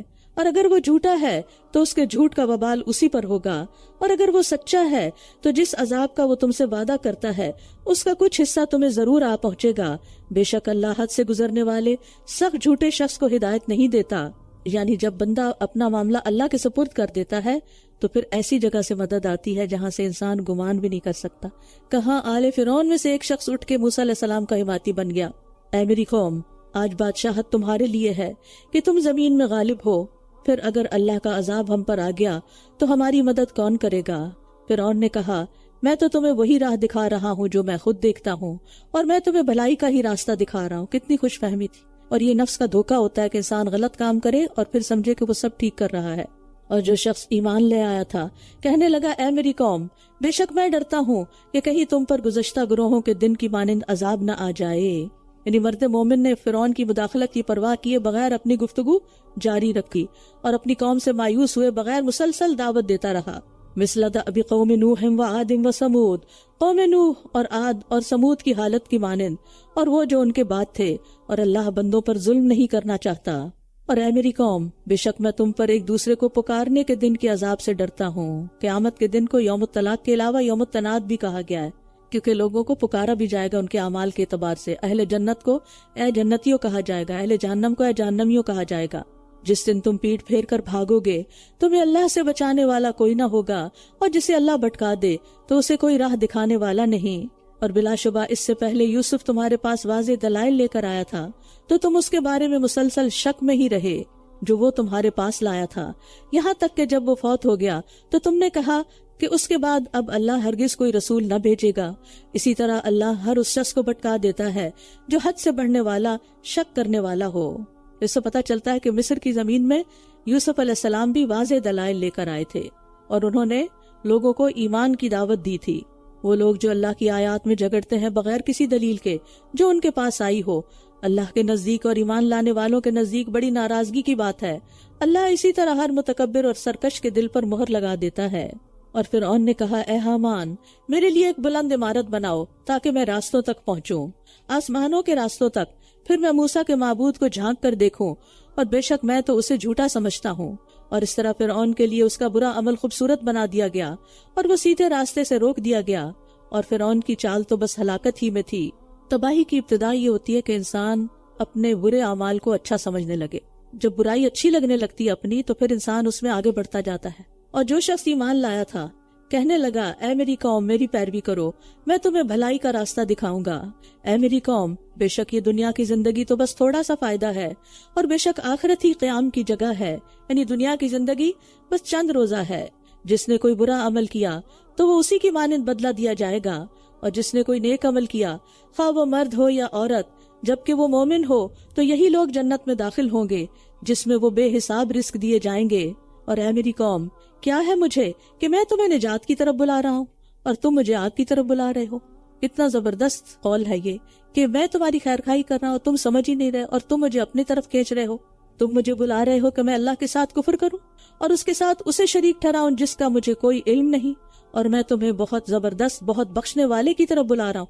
यानी देखो तुम किसकी तरफ बुला रहे हो और मैं किसकी तरफ बुला रहा हूँ। जिसकी तरफ तुम मुझे बुला रहे हो कोई शक नहीं कि उसको पुकारना न दुनिया में फायदा मंद है और न ही आखिरत में। और बेशक हमारा पलटना अल्लाह की तरफ है, और बेशक हद से बढ़ने वाले ही दरअसल आग के साथी हैं। बस अनकरीब तुम याद करोगे जो मैं तुम्हें कह रहा हूँ। एक वक्त आएगा तुम्हें मेरा खुलूस पता चल जाएगा, और मैं अपना मामला अल्लाह के सुपुर्द करता हूँ। व उफ़व्विज़ु अमरी इलल्लाह इन्नल्लाह बसीरुम बिल इबाद। बेशक अल्लाह बंदों को खूब देखने वाला है। मर्द मोमिन को अल्लाह की जात पर पूरा यकीन था, इसलिए उसने अपना मामला अल्लाह के सुपुर्द कर दिया, और ज़ाहिरी असबाब के खत्म होने के बावजूद भी अल्लाह की जात पर पूरा भरोसा। फ़वक़ाहुल्लाहु सय्यिआति मा मकरू व हाक़ बिआलि फ़िरऔन सूउल अज़ाब। बस अल्लाह ने उसे तो उन चालों के शर से बचा लिया जो उन्होंने चली थी, और आले फ़िरऔन को बुरे अजाब ने घेर लिया। अल्लाह अकबर, अस्तग़फिरुल्लाह। इस मर्द मोमिन ने भी अपना मामला किसके सुपुर्द किया? अल्लाह के। जो चीज अल्लाह के सुपुर्द कर दी जाती है ना, फिर उससे बढ़ के कोई हिफाजत करने वाला नहीं। तो अल्लाह ताला ने फ़िरऔन की चालों से इस शख्स को बचा लिया, वरना इतने भरे दरबार में उठकर सब बड़ों को हक बात बताना कोई आसान काम था। अल्लाह ने कैसे हिम्मत दी, जुर्रत दी, और फिर अल्लाह ने बचा भी लिया। तो इंसान को अपना मामला अल्लाह ही के सुपुर्द कर देना चाहिए, फिर अल्लाह का काम है जिसे चाहे बचाए। और चाले चलने वालों के साथ क्या हुआ?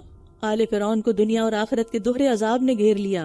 अन्नार, वो आग है, युरदूना अलैहा गुदुव्वन व अशिया, जिस पर वो सुबह शाम पेश किए जाते हैं। और जिस दिन क़यामत कायम होगी, हुक्म होगा आले फ़िरऔन को शदीद तरीन अजाब में दाखिल करो। समुंदर में डूबने के बाद दो तरह के बदतरीन अजाब। वो कैसे? यानी पानी में डूबे, आग कहाँ से आ गई? उनके जिस्म कहाँ चले गए? पानी के अंदर। ये सिर्फ फ़िरऔन की लाश मिली थी, सबकी थोड़ी, तो पूरा लश्कर था, पूरी कौम उठ के आ गई थी पीछे अपने कायद के, जो उन्हें हलाकत की तरफ ले जा रहा था। ये समुंदर ही उनकी कब्र बन गया। यहाँ से कब्र के अजाब का सबूत मिलता है। ये आयत हमेशा याद रखिए कि बरज़ख में भी सजा है, और दूसरा अजाब क़यामत के दिन का होगा। और सुबह शाम से मुराद सुबह और फिर शाम, सुबह और शाम, यानी सारा वक्त। नबी सल्लल्लाहु अलैहि वसल्लम जब मेराज पर तशरीफ ले गए थे तो आपको फ़िरौनियों का ये लश्कर आग की तरफ जाता हुआ दिखाई दिया था। और जब वो आग में बाहम झगड़ा करेंगे तो कमजोर लोग उनसे कहेंगे जो बड़े बने हुए थे कि बेशक हम तो तुम्हारे ही ताबे थे, तो क्या तुम आग का कुछ हिस्सा हमसे दूर कर सकते हो? जो लोग बड़े बने हुए थे वो कहेंगे हम सब ही इस आग में हैं। बेशक अल्लाह बंदों के दरमियान यकीनन फैसला कर चुका है। और जो लोग आग में होंगे जहन्नम के दरबानों से कहेंगे अपने रब से दुआ करो कि वो हमसे एक दिन अजाब में कुछ कमी कर दे, सिर्फ एक दिन फुर्सत मिल जाए अजाब से। लेकिन کوئی سنوائی نہیں ہوگی۔ وہ کہیں گے کیا تمہارے رسول تمہارے پاس واضح دلائل لے کر نہیں آئے تھے؟ وہ کہیں گے کیوں نہیں؟ وہ جواب دیں گے پس تم ہی دعا کرو، اور کافروں کی دعا تو اکارت ہی جانے والی ہے۔ فرشتے کیا کہیں گے؟ ہم تو عذاب پہ مقرر ہیں۔ اور دوسری جگہ یہ بھی آتا ہے کہ مالک یعنی جو جہنم کا دربان ہوگا اس کو پکار کے کہیں گے تم ہماری سفارش کرو، یعنی دعا کرو۔ تو وہ کیا جواب دے گا؟ انکم ماکثون، ادھر ہی رہنا، یہی تمہاری جگہ ہے، ادھر سے نہیں نکل سکتے۔ یعنی کوئی ان کی فریاد ہی نہیں سنے گا، کوئی ان کی آہ پکار ہی نہیں سنے گا، اور وہ اللہ تعالیٰ سے بھی جہنم سے نکلنے کی دعا کریں گے، ربنا اخرجنا منہا فإن عدنا فإنا ظالمون۔ تو اگر ہم پھر ایسا کریں تو ہم ظالم ہوں گے۔ لیکن اللہ سبحانہ وتعالیٰ کیا فرمائیں؟ قال اخسؤوا فیہا ولا تکلمون، اسی میں دھتکارے ہوئے پڑے رہو، مجھ سے بات بھی نہ کرو، یہاں سے کوئی نہیں نکل سکتا۔ تو پھر اس وقت کیا حال ہوگا؟ اس کے برعکس انا لننصر رسلنا والذین آمنوا فی الحیاۃ الدنیا ویوم یقوم الاشہاد، بے شک ہم اپنے رسولوں کی اور ان لوگوں کی ضرور مدد کرتے ہیں جو ایمان لائے دنیا کی زندگی میں، اور اس دن بھی جب گواہ کھڑے ہوں گے۔ یوم الاشہاد سے مراد قیامت کا دن ہے۔ اس صورت میں قیامت کے بہت سے نام پتہ چل رہے ہیں۔ یوم یقوم الاشہاد تو گویا یوم الاشہاد ہے، اور اس کی وجہ کیا ہے کہ اس دن انبیاء، فرشتے، اہل ایمان، زمین، انسان کے اعضاء، یہ سب انسان کے یا تو حق میں گواہی دیں گے یا اس کے خلاف گواہی دیں گے۔ یوم لا ينفع الظالمین معذرتهم ولہم اللعنۃ ولہم سوء الدار، اس دن ظالموں کو ان کی معذرت کوئی فائدہ نہ دے گی اور ان کے لیے لعنت ہوگی اور ان کے لیے بدترین گھر ہوگا۔ اور ظالموں سے مراد یہاں مشرک ہیں کہ قیامت کے دن ان کا کوئی عذر بہانہ انہیں فائدہ نہ دے گا، اور دوسری طرف جو اہل ایمان ہوں گے اللہ سبحانہ وتعالیٰ اس دن ان کو ہر تکلیف سے بچا لے گا۔ وَلَقَدْ آتَيْنَا مُوسَى الْهُدَى وَأَوْرَثْنَا بَنِي إِسْرَائِيلَ الْكِتَابَ، اور بلا شبہ موسیٰ کو ہم نے ہدایت دی اور بنی اسرائیل کو ہم نے کتاب کا وارث بنا دیا۔ ہدایت سے مراد اس میں نبوت، معجزات، تورات اور ہر مشکل میں رہنمائی، یہ سب چیزیں آ جاتی ہیں۔ وہ عقل والوں کے لیے ہدایت اور نصیحت تھی، ہدم و ذکرا، یعنی تورات ان کی رہنمائی بھی کرتی اور بھولی ہوئی چیزیں یاد بھی کرواتی۔ یہی چیز قرآن کرتا ہے، ہمیں رہنمائی بھی ملتی ہے قرآن سے، اور جو چیزیں ہمیں یاد نہیں رہتی کرنے والی وہ یاد دہانی کرا دیتی، اور پھر ہم دوبارہ سے فریش ہو جاتے ہیں کہ ہاں یہ بھی کرنا ہے، یہ بھی کرنا ہے، اور نئی چیزیں ہمارے عمل میں داخل ہو جاتی ہیں۔ کن چیزوں کو ہم سب سے زیادہ بھولے ہوئے ہوتے ہیں؟ آخرت، موت، قبر، جنت و جہنم کے مناظر، تو یہ ان سب کی یاد دہانی کراتی ہے۔ دیکھیے یہ جو موت ہے نا ایک بہت بڑی حقیقت ہے۔ ابھی چونکہ ریسنٹلی بھائی کی موت کی وجہ سے ایک ایکسپیرینس ہوا ہے اور بہت سی چیزوں پہ مجھے غور و فکر کرنے کا موقع ملا ہے، تو آج صبح ہی سوچ رہی تھی کہ انسان دنیا کے جو بھی اس کے پروگرام ہوتے ہیں، چاہے شادی کا پروگرام ہو، چاہے جاب ہو، کسی اور شہر موو ہونا ہو، کسی ملک میں جانا ہو، ٹریولنگ ہو، عید ہو، رمضان ہو، ان سب کے لیے تیاری کرتا ہے نا، ویل ان ٹائم پریپیئر کرتا ہے، پہلے سے تیاری کرتا ہے۔ لیکن عام طور پر ہم موت کے لیے تیاری نہیں کرتے کہ مرنے کے بعد کیا کیا کام کرنے ہیں۔ ہم میں سے کس کے پاس لسٹ لکھی ہوئی ہے؟ کس نے وصیت کی ہوئی ہے کہ مجھے غسل کون دے، کفن کہاں ہوگا؟ موت تو کسی وقت بھی آ سکتی، کسی پر بھی آ سکتی۔ کیا ہم اس کی اتنی تیاری کرتے ہیں؟ تو میں سوچ رہی تھی کہ ہمارے معاشرے میں شادیوں پر کتنی تیاریاں ہوتی، مہینوں کیا سالوں تیاریاں ہوتی، پہلے سے ہی انسان بہت کچھ خرید کے رکھ رہا ہوتا ہے۔ بعض کلچرز میں تو بچپن سے ہی بچیوں کی شادیوں کے لیے جہیز تیار کرنا شروع کر دیا جاتا ہے۔ پہلے ہوتی تھی نا لوہے کی بڑی بڑی پیٹیاں لوگوں کے گھر میں، تو وہ پیٹیاں کبھی کھلتی بڑی فیسینیشن ہوتی تھی، کیا رکھا ہوا اس میں، وہ کہ یہ فلاں کا جہیز ہے، یہ فلاں کا جہیز ہے، سالوں سال تیاریاں۔ لیکن گھر میں کفن نام کی کوئی چیز نہیں رکھی ہوتی۔ اگر کسی آکورڈ ٹائم پہ، کسی ہڑتال کے دن، کسی سنو ڈے پہ یا کسی وجہ سے کوئی ایسا معاملہ پیش آ گیا تو کیا ہوگا؟ یعنی ہر جگہ مسجدوں میں تو کفن نہیں ملتے جہاں مغسلہ ہوتے ہیں، لوگوں کو خود ہی تیار کر کے رکھنے ہوتے ہیں۔ پھر قبر کہاں کھودی جائے گی؟ قبر کھودنے کے لیے کس کو کانٹیکٹ کیا جائے گا؟ کون کون جنازہ اٹھائے گا؟ اس کی اطلاع کیسے دی جائے گی؟ اور پھر کون جو ہے وہ دفنانے کے لیے آگے ہوگا؟ کیونکہ ہر ایک کی یہ ہمت بھی نہیں ہوتی۔ جی انشاءاللہ تعالیٰ ایک سیمینار ہونے والا ہے الوداع کے اندر، اس کے اندر اس طرح کی ساری گائیڈنس دی جائے گی، تو کوشش کریں کہ اس کو اٹینڈ کریں تاکہ آخرت کی تیاری بھی ہم سب کر سکیں۔ بس آپ صبر کیجئے، بے شک اللہ کا وعدہ سچا ہے، اور اپنے گناہ کی بخشش طلب کیجئے، اور پچھلے اور اگلے پہر اپنے رب کی حمد کے ساتھ تسبیح کیجئے۔ رسول اللہ صلی اللہ علیہ وسلم اور امت کو استغفار کا حکم دیا جا رہا ہے۔ آپ ایک دن میں 70 سے زیادہ بار استغفار کرتے تھے۔ معمولی چیزوں پر بھی استغفار کرنا چاہیے، اور صبح و شام اللہ کی تسبیح اور حمد کرنی چاہیے۔ بے شک جو لوگ اللہ کی آیات میں بغیر کسی دلیل کے جھگڑتے ہیں جو ان کے پاس آئی ہو، ان کے سینوں میں محض ایک بڑائی ہے جس کو وہ پہنچنے والے نہیں۔ بس آپ اللہ کی پناہ طلب کیجئے، وہی خوب سننے والا، خوب دیکھنے والا ہے۔ یعنی دشمن کی پوشیدہ چالوں سے اللہ کی پناہ مانگنی چاہیے۔ اور ہر طرح کے نقصان سے بچانے والا بھی اللہ ہی ہوتا ہے۔ یقیناً آسمانوں اور زمین کا پیدا کرنا انسانوں کو پیدا کرنے سے زیادہ بڑا کام ہے، لیکن اکثر لوگ علم نہیں رکھتے، اور اندھا اور دیکھنے والا برابر نہیں، اور نہ ہی وہ لوگ جو ایمان لائے اور انہوں نے نیک عمل کیے، اور برائی کرنے والے بھی برابر نہیں ہو سکتے۔ کتنا کم تم نصیحت حاصل کرتے ہو۔ ان الساعۃ لآتیۃ لا ریب فیہا ولکن اکثر الناس لا یؤمنون وقال ربکم ادعونی استجب لکم ان الذین یستکبرون عن عبادتی سیدخلون جہنم داخرین۔ اور تمہارے رب نے فرمایا مجھ سے دعا کرو، میں تمہاری دعا قبول کروں گا، بے شک وہ لوگ جو میری عبادت سے تکبر کرتے ہیں ان قریب وہ ذلیل و خوار ہو کر جہنم میں داخل ہوں گے۔ تو یہاں پر دعا کی اہمیت پتہ چلتی ہے کہ انسان اپنے ہر معاملے میں اپنے رب کی طرف رجوع کرے، اور یہی توحید ہے کہ انسان سب کو چھوڑ کر اللہ کی طرف رجوع کرے، ہر مشکل میں، ہر آسانی میں۔ اور اللہ تعالیٰ کا وعدہ ہے کہ اللہ تعالیٰ دعا قبول کرے گا، یعنی وقال ربکم ادعونی استجب لکم، یہ اللہ تعالیٰ خود وعدہ کر رہے ہیں کہ میں جواب دوں گا، قبول کروں گا۔ ایک اور جگہ پر بھی آتا ہے وَإِذَا سَأَلَكَ عِبَادِي أَنِّي فَإِنِّي قَرِيبٌ أُجِيبُ دَعْوَةَ الدَّاعِ إِذَا دَعَانِ، کہ جب میرے بندے آپ سے میرے بارے میں پوچھتے ہیں تو آپ بتا دیجئے کہ میں قریب ہوں، میں پکارنے والے کی پکار کا جواب دیتا ہوں جب بھی وہ مجھے پکارتا ہے۔ تو اس لیے کبھی بھی انسان کو مایوس نہیں ہونا چاہیے۔ دعا 3 صورتوں میں سے ایک صورت میں ضرور قبول ہوتی ہے، یا تو اللہ تعالیٰ اس کی دعا جلد قبول کر لیتا ہے، یا آخرت میں اس کا ذخیرہ کر لیتا ہے، یا اس سے کوئی برائی ٹال دیتا ہے۔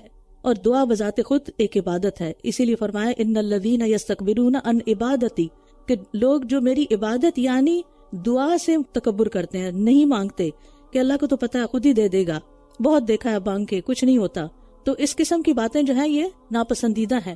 اور پھر لوگ اللہ کے علاوہ اوروں کو پکارنے لگتے ہیں، یعنی صرف اللہ کو پکارنا عبادت ہے اور اللہ کے علاوہ دوسروں کو پکارنا شرک ہے۔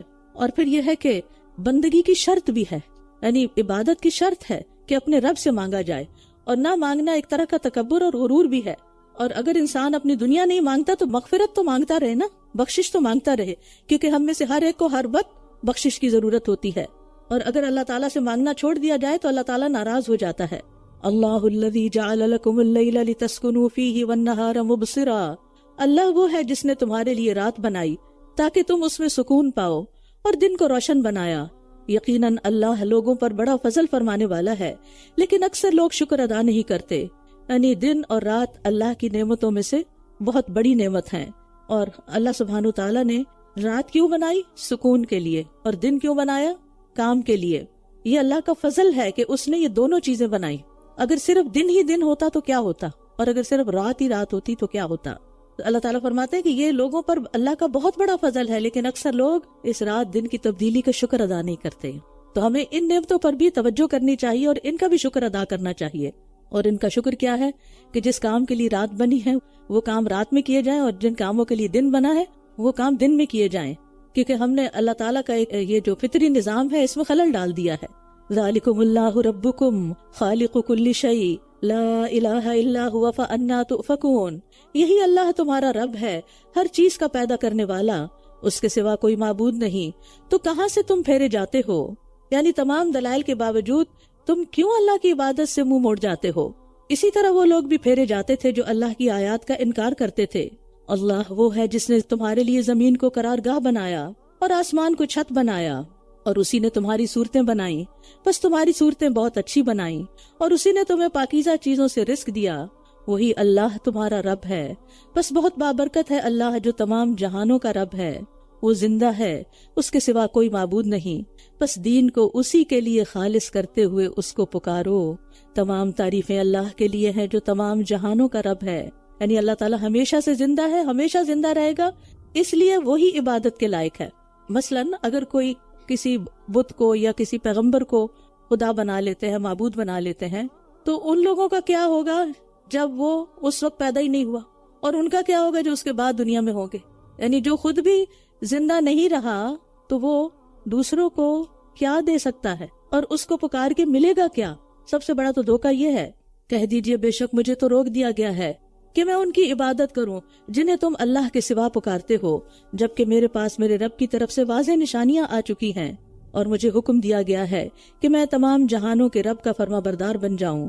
وہی ہے جس نے تمہیں مٹی سے پیدا کیا، پھر نطفے سے، پھر جمے ہوئے خون سے، پھر وہ تمہیں ایک بچہ بنا کر نکالتا ہے، پھر تاکہ تم اپنی جوانی کو پہنچ جاؤ، پھر تاکہ تم بوڑھے ہو جاؤ، اور تم میں سے کوئی اس سے پہلے فوت کر دیا جاتا ہے، اور وہ مہلت دیتا ہے تاکہ تم ایک مقرر وقت تک پہنچ جاؤ اور تاکہ تم عقل سے کام لو۔ یعنی اپنی لائف کو فار گرانٹیڈ نہ لو کہ بس ملی ہوئی ہے، جو جی چاہے کریں، جیسے جی چاہے جئیں۔ نہیں، اس زندگی کا کوئی بنانے والا ہے اور اس کے تم پر کچھ حقوق ہیں، لہٰذا اپنی منمانیاں چھوڑ دو۔ وہی ہے جو زندگی اور موت دیتا ہے۔ اگر زندگی میں اس وقت کچھ اختیار ملا ہے تو موت پہ تمہارا کوئی اختیار نہیں، کسی وقت بھی جا سکتے ہیں۔ پھر جب وہ کسی کام کا فیصلہ کر دیتا ہے تو اسے صرف یہ کہتا ہے کہ ہو جا، تو وہ ہو جاتا ہے۔ یعنی اللہ تعالیٰ کے لیے کوئی بھی کام مشکل نہیں، کسی بھی کام کے لیے اللہ تعالیٰ اسباب کا محتاج نہیں، بس کن کہنے کی دیر ہے، فیکون تو ہو جاتا ہے خود ہی۔ الم تر الی الذین یجادلون فی آیات اللہ انا یصرفون، کیا آپ نے ان لوگوں کو نہیں دیکھا جو اللہ کی آیات کے بارے میں جھگڑتے ہیں؟ کہاں سے وہ پھیرے جاتے ہیں؟ جن لوگوں نے کتاب کو جھٹلایا اور اس کو بھی جس کے ساتھ ہم نے اپنے رسولوں کو بھیجا تھا، تو بہت جلد وہ جان لیں گے۔ کیا جب ان کی گردنوں میں طوق اور زنجیریں ہوں گی اور وہ گھسیٹے جا رہے ہوں گے؟ ذرا امیجن کریں وہ سین، گردنوں میں طوق پڑے ہوئے ہیں، پاؤں میں زنجیریں پڑی ہوئی ہیں اور ان کو گھسیٹا جا رہا ہے، اور وہ بھی جہنم میں، فی الحمیم، کھولتے پانی میں۔ پھر وہ آگ میں جھونکے جائیں گے۔ پھر ان سے کہا جائے گا کہاں ہے وہ جنہیں تم شریک ٹھہراتے تھے اللہ کے سوا؟ یعنی ان کی بے بسی واضح کرنے کے لیے ان سے سوال کیا جائے گا، اور وہ اس وقت سچ بولیں گے، ضلوا عنا، وہ جن کو ہم بڑا سمجھتے تھے وہ تو کہیں کھو گئے۔ وہ کہیں گے وہ ہم سے گم ہو گئے، بلکہ ہم اس سے پہلے کسی کو بھی نہیں پکارتے تھے۔ اب جھوٹ بولنے پہ آ جائیں گے۔ اسی طرح اللہ کافروں کو بھٹکا دیتا ہے۔ یہ اس وجہ سے ہوا کہ تم زمین میں ناحق خوش ہوتے تھے، اور اس وجہ سے بھی کہ تم اترایا کرتے تھے۔ ایک تفرحون ہے، ایک تمرحون ہے۔ یہ فرح اور مرح دل کی دو حالتیں ہیں۔ فرحون کہتے ہیں خوشی سے پھول جانے کو، اور مرح کہتے ہیں اکڑنے کو۔ یعنی اندر سے جب ایک خوشی آتی ہے اور پھر اس کے ساتھ تکبر اور اکڑ آتی ہے، اعضائے بدن اس میں سارے ہی شامل ہو جاتے ہیں۔ تو دنیاوی نعمتوں پر اترانا اور پھولنا یہ قیامت کے دن کی رسوائی اور عذاب کا باعث ہوگا۔ انسان کو نہ اپنے علم پر ناز ہونا چاہیے اور نہ ہی اپنے مال و دولت اور اولاد پر۔ تو زمین میں یعنی اپنی نعمتوں پر صرف اکڑنا اور جو اپنے آپ کو بڑا سمجھنا ہے، یہ ناحق عمل ہے، اس کا حق نہیں انسان کو، کیونکہ کچھ بھی اس کا اپنا نہیں۔ ادخلوا ابواب جہنم خالدین فیہا فبئس مثوی المتکبرین، جہنم کے دروازوں میں داخل ہو جاؤ، تم اس میں ہمیشہ رہنے والے ہو، بس کتنا برا ٹھکانہ ہے تکبر کرنے والوں کا۔ بس آپ صبر کیجئے، بے شک اللہ کا وعدہ سچا ہے۔ پھر اگر ہم آپ کو اس عذاب کا کچھ حصہ دکھا دیں جس کا ہم ان سے وعدہ کر رہے ہیں، یا ہم آپ کو فوت کر دیں، تو یہ سب ہماری ہی طرف لوٹائے جائیں گے۔ وَلَقَدْ أَرْسَلْنَا رُسُلًا مِّن قَبْلِكَ مِنْهُمْ مَنْ قَصَصْنَا عَلَيْكَ وَمِنْهُمْ مَنْ لَمْ نَقْصُصْ عَلَيْكَ، اور یقیناً آپ سے پہلے بھی ہم نے کئی رسول بھیجے ہیں، ان میں سے کچھ کا حال ہم نے آپ پر بیان کیا، اور ان میں سے کچھ کا حال تو ہم نے آپ پر بیان ہی نہیں کیا۔ اور کسی رسول کے لیے ممکن نہیں کہ وہ اللہ کے اذن کے بغیر کوئی نشانی لے آئے۔ پھر جب اللہ کا حکم آ پہنچا تو حق کے ساتھ فیصلہ کر دیا گیا، اور اہل باطل اس جگہ خسارے میں پڑ گئے۔ اس سے پتہ چلتا ہے کہ دنیا میں بے شمار پیغمبر آئے، کچھ کا ذکر تو ہوا اور کچھ کا تو ذکر ہی نہیں ہوا۔ سبحان اللہ، وہ بھی اللہ کے چنے ہوئے بندے تھے، انہوں نے بھی بڑی بڑی عبادتیں اور ریاضتیں کی، لیکن ان کا کہیں نام بھی کسی کو نہیں پتا۔ کیا اگر ہمیں ان کے نام نہیں پتا یا ان کا مقام نہیں پتا تو اس سے ان کی کوئی ویلیو کم ہو گئی؟ نہیں۔ تو جب ہم کوئی نیکی کا کام کریں تو اس بات کی ہرس چھوڑ دیں کہ کسی کو پتا چل جائے کہ میں کتنی بڑی نیکی کر رہا ہوں۔ یہ انسان کی بہت بڑی کمزوری ہے۔ چھوٹا سا کام کر کے بھی وہ کیا چاہتا ہے، اس کو اکنالج کیا جائے، میں کسی کو بتاؤں تاکہ دوسرا میرا معتقد ہو جائے، میری تعریف کرے۔ تو کسی بھی کام میں اگر ایسا کوئی خیال آئے تو یہ آیت یاد کر لیجئے، منہم من قصصنا علیک ومنہم من لم نقصص علیک۔ کچھ کا ذکر خیر تو ہم نے کر دیا اور کچھ کا ذکر کیا بھی نہیں، لیکن وہ آئے تھے، ان کی ایک حقیقت ہے، اور وہ قیامت کے دن اپنے اجر پائیں گے اپنی اس محنت پر۔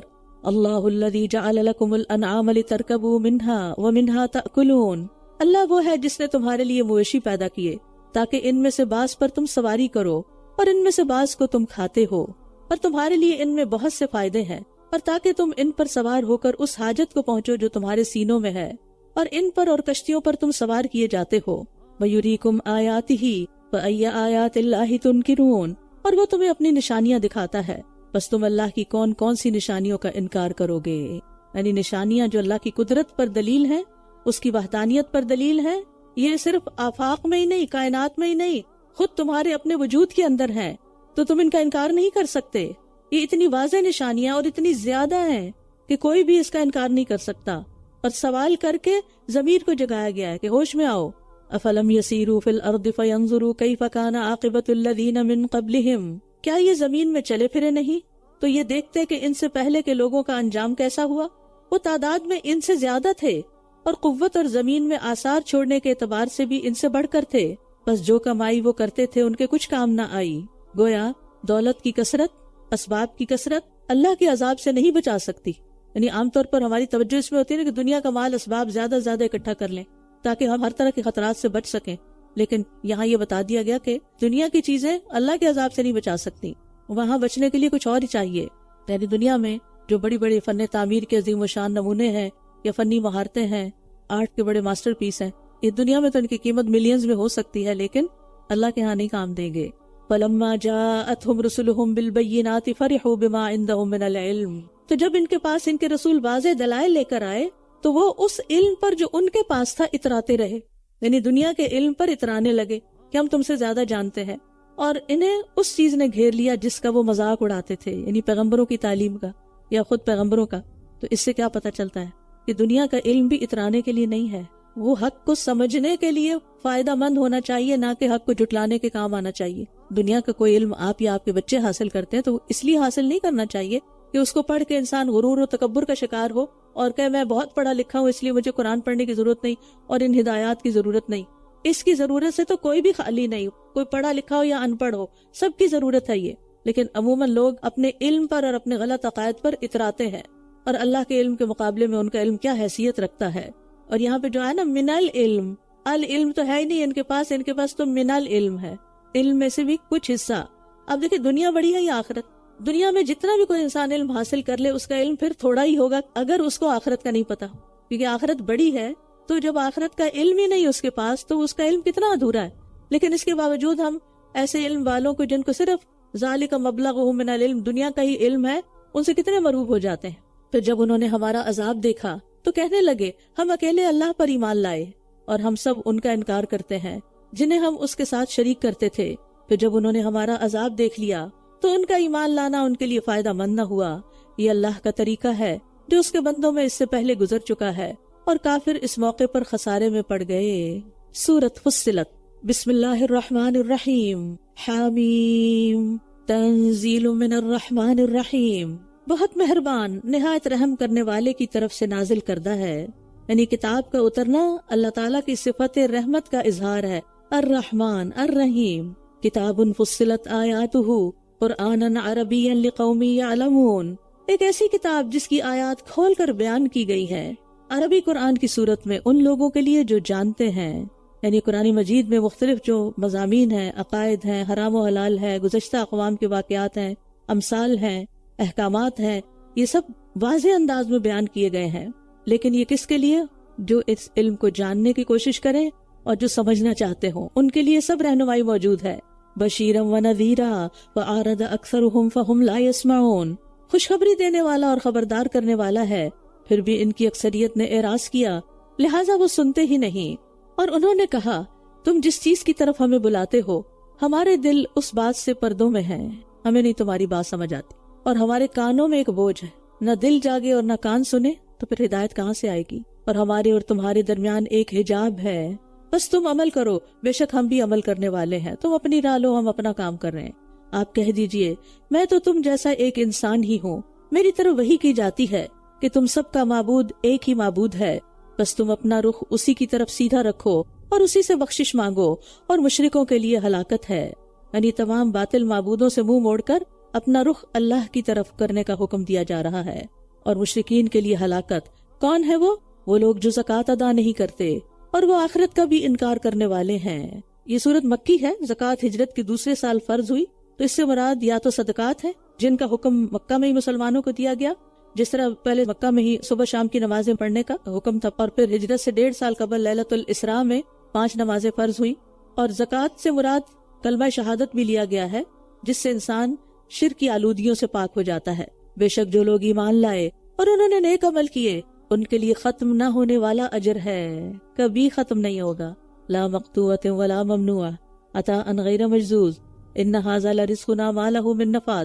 یہ مختلف صورتوں میں اس مضمون کی وضاحت کی گئی ہے کہہ دیجئے کیا تم اس کا انکار کرتے ہو جس نے زمین کو 2 دنوں میں پیدا کیا اور اس کے لیے شریک ٹھہراتے ہو؟ وہی تمام جہانوں کا رب ہے، اور اس نے اس زمین میں اس کے اوپر سے مضبوط پہاڑ گاڑ دیے اور اس میں برکت رکھ دی، اور 4 دنوں میں اس کی غذاؤں کو اندازے سے رکھ دیا، سب سوال کرنے والوں کے لیے یکساں طور پر۔ پہاڑوں کا کچھ حصہ زمین کے اوپر بھی رکھا گیا اور 3 حصے زمین کے اندر گڑے ہوئے ہیں۔ اللہ تعالیٰ چاہتا تو اوپر کچھ بھی نہ رکھتے، تھوڑا بہت بس نشان نظر آتے ہو، باقی سب کیلوں کی طرح، جیسے ہم کیل ٹھوکتے ہیں تو کیا کرتے ہیں، یہ زمین کے کیل ہے نا، ہم کتنا حصہ باہر چھوڑتے ہیں، بعض اوقات بہت تھوڑا۔ تو اس میں کیا حکمت ہے؟ اگر یہ زمین کے اندر ہوتے تو یہ جو برف پہاڑوں کی چوٹیوں پہ جمتی ہے اور جو بعد میں ہمارے لیے پانی کا کام دیتی ہے وہ وہاں نہ جمتی۔ پھر اسی طرح جنگلوں اور دریاؤں کے سلسلے بھی یہ نہ ہوتے، اور بہت ساری دھاتیں، سونا، چاندی، گیس، پیٹرول، یہ سب کچھ جواہرات، ان سے انسان محروم رہتا جو پہاڑوں کے زمین سے اوپر ہونے کی وجہ سے نکلتا ہے۔ تو انسان کے لیے خیر کی بہت سی اشیاء کے بے شمار خزانے۔ مجھے کبھی کبھی وہ لگتا ہے کہ جیسے یہ سیفٹی باکسز ہیں جس میں پریشیس چیزیں جو ہیں آئندہ آنے والی جنریشن کے لیے سنبھال کے رکھی گئی ہیں، اگر باہر ہوتی تو سارے لوٹ مار کر کے ختم کر چکے ہوتے۔ اب بھی ہم وسائل کو کس طرح مس یوز کرتے ہیں۔ اللہ تعالیٰ نے ان چیزوں کو کہاں کہاں چھپا کے رکھا ہوا ہے کہ پہلی جنریشن ہی سب کچھ استعمال نہ کر جائے۔ ثم استوى الى السماء وهي دخان، پھر وہ آسمان کی طرف متوجہ ہوا جبکہ وہ ایک دھواں تھا، تو اس نے اس سے اور زمین سے فرمایا تم دونوں خوشی سے آ جاؤ یا ناخوشی سے۔ دونوں نے کہا ہم بخوشی آ گئے۔ گویا کائنات میں موجود ہر چیز کی فطرت اسلام ہے، یعنی سب اللہ تعالیٰ کی اطاعت گزار ہے۔ سورج، چاند، ستارے، بادل، ہوائیں، سمندر، نباتات، جمادات، حیوانات، سب کے سب اللہ کے اطاعت گزار ہیں، اور یہ سب اپنے رب کے احکامات کو قبول کرنے والے ہیں، ان پر عمل کرنے والے ہیں۔ پھر اس نے انہیں 2 دنوں میں 7 آسمان بنا دیا، اور ہر آسمان میں اس کا کام الہام کر دیا، اور آسمان دنیا کو ہم نے چراغوں سے آراستہ کیا اور اسے محفوظ کر دیا۔ یہ بہت زبردست خوب علم والے کا اندازہ ہے۔ پھر اگر یہ منہ موڑ جائیں تو کہہ دیجئے میں نے تمہیں ایک ایسی کڑک سے خبردار کر دیا ہے جو عاد اور سمود کی کڑک جیسی ہوگی، جب ان کے پاس ان کے آگے اور ان کے پیچھے سے کئی رسول آئے کہ اللہ کے سوا کسی کی عبادت نہ کرو۔ وہ کہنے لگے اگر ہمارا رب چاہتا تو فرشتوں کو اتار دیتا، لہٰذا تم جس چیز کے ساتھ بھیجے گئے ہو ہم اس کا انکار کرنے والے ہیں، یعنی نہ مان کے دیا بہانے۔ فَأَمَّا عَادٌ فَاسْتَكْبَرُوا فِي الْأَرْضِ بِغَيْرِ الْحَقِّ، پس رہے عاد تو انہوں نے زمین میں ناحق تکبر کیا، یعنی ان کا حق نہیں بنتا تھا کہ اپنے آپ کو بڑا سمجھیں، اور کہنے لگے کون ہے جو قوت میں ہم سے زیادہ سخت ہے؟ کیا انہوں نے دیکھا نہیں کہ وہ اللہ جس نے انہیں پیدا کیا ہے وہ قوت میں ان سے کہیں شدید تر ہے، اور وہ ہماری آیات کا انکار ہی کرتے رہے۔ یعنی قوم عاد نے اپنی بڑائی اور تکبر کی وجہ سے حضرت ہود کی بات نہیں مانی علیہ السلام، اور ان کا تکبر کیا تھا کہ ہم ہر طرح کا عذاب ہٹا لیں گے۔ اور آج بھی آپ دیکھیں کہ ملحدین کا دعویٰ کیا ہوتا ہے کہ ہم آسمانی آفات سے نبٹ لیں گے۔ فَأَرْسَلْنَا عَلَيْهِمْ رِيحًا صَرْصَرًا، تو ہم نے سخت نحوست والے دنوں میں ان پر تیز و تند ہوا بھیج دی تاکہ دنیا کی زندگی میں ہم انہیں رسوائی کے عذاب کا مزہ چکھائیں، اور یقیناً آخرت کا عذاب زیادہ رسوا کن ہے اور وہ مدد نہ دیے جائیں گے۔ یعنی تکبر کی وجہ سے دنیا میں بھی رسوائی اور آخرت میں ہمیشہ کی رسوائی ہوگی۔ وَأَمَّا ثَمُودُ فَهَدَيْنَاهُمْ، اور رہے سمود تو ہم نے ان کی سیدھی راہ کی طرف رہنمائی کی، لیکن انہوں نے ہدایت کے مقابلے میں اندھے پن کو پسند کیا، رستہ دیکھنا ہی نہیں چاہا، تو انہیں رسوا کن عذاب کی کڑک نے پکڑ لیا اس کمائی کی وجہ سے جو وہ کیا کرتے تھے۔ یعنی اللہ تعالیٰ نے کسی پہ ظلم نہیں کیا، یہ ان کے اپنے ظلم ہے جو اپنی جانوں پہ کیے اور اس کا نتیجہ اور خمیازہ بھگت رہے ہیں۔ تو یہاں پر آپ دیکھیں ایک طرف ہدا ہے، ایک طرف عما ہے، ہدایت روشنی ہے اور عما اندھا پن ہے۔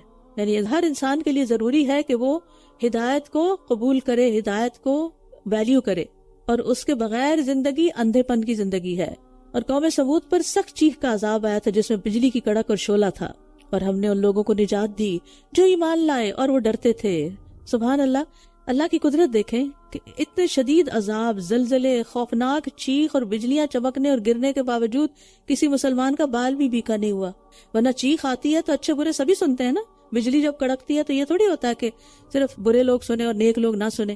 لیکن اس قوم کو جیسے اللہ نے جب بچایا ایمان والوں کو، تو کیسے بچایا کہ وہ کڑک تھی، وہ زلزلہ تھا، وہ سب کچھ تھا، لیکن وہ اس سے نکل گئے، بچ گئے، صحیح سلامت رہے۔ اور جس دن اللہ کے دشمن آگ کی طرف اکٹھے کیے جائیں گے پھر وہ گروہوں میں بانٹ دیے جائیں گے۔ یہ بار بار بات ہو چکی ہے کہ گروہ کس بنیاد پر بنیں گے، لائک مائنڈڈ پیپل کے، یہاں تک کہ جب یہ اس جہنم کے پاس آ جائیں گے تو ان کے کان اور ان کی آنکھیں اور ان کی کھالیں ان کے خلاف اس کی گواہی دیں گے جو وہ کیا کرتے تھے۔ یعنی انسان کے اعضاء اس کے خلاف گواہی دیں گے، اور وہ اپنی کھالوں سے کہیں گے تم نے ہمارے خلاف گواہی کیوں دی؟ وہ کہیں گی ہمیں اس اللہ نے بلوا دیا جس نے ہر چیز کو بلوایا ہے، اور اسی نے تمہیں پہلی بار پیدا کیا، اور اسی کی طرف تم سب لوٹائے جا رہے ہو۔ اور تم گناہ کرتے ہوئے اس بات سے چھپتے نہیں تھے کہ کبھی تمہارے کان اور تمہاری آنکھیں اور تمہاری کھالیں تمہارے خلاف گواہی دیں گی، لیکن تم نے تو یہ گمان کر رکھا تھا کہ بے شک اللہ ان میں سے بہت سے اعمال کو نہیں جانتا جو تم کرتے تھے، اور جو گمان تم نے اپنے رب کے بارے میں کر رکھا تھا اسی نے تمہیں ہلاک کر دیا، بس تم خسارہ پانے والوں میں سے ہو گئے۔ یہ اللہ کے علم سے بے خوف ہونے کا نتیجہ ہے۔ گمراہی کے اسباب میں سے سب سے برا سبب گمان کے پیچھے چلنا، خیال کے پیچھے چل، میرا خیال ہے کہ یہ صحیح ہے، میرا خیال ہے میں ٹھیک ہی کر رہی ہوں۔ بھئی دلیل لاؤ، خیال نہیں، خیال غلط بھی ہو سکتا ہے۔ اور مشرکین کی اصل گمراہی کی وجہ بھی یہی تھی، إِن يَتَّبِعُونَ إِلَّا الظَّنَّ يَظُنُّونَ بِاللَّهِ غَيْرَ الْحَقِّ ظَنَّ الْجَاهِلِيَّةِ فَإِن يَصْبِرُوا فَالنَّارُ مَثْوًى لَهُمْ۔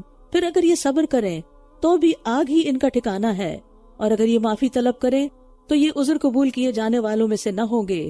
دنیا میں صبر کرنے کی وجہ سے مصیبتیں ٹل جاتی ہیں، آسان ہو جاتی ہیں۔ آخرت میں صبر کرنے یا منتیں کرنے کا کوئی فائدہ نہ ہوگا، نہ صبر کام آئے گا، نہ فریادیں کام آئیں گی، نہ رونا دھونا۔ استغفر اللہ، اللہ بچائے۔ اور ہم نے ان کے لیے کچھ ایسے ساتھی مقرر کر دیے جنہوں نے ان کے اگلے پچھلے اعمال ان کے لیے خوشنما بنا دیے، لہٰذا ان پر بھی ان سے پہلے جنوں انس کی گزری ہوئی امتوں کی طرح عذاب کی بات سچ ہو گئی کہ بے شک وہ خسارہ پانے والوں میں سے ہیں۔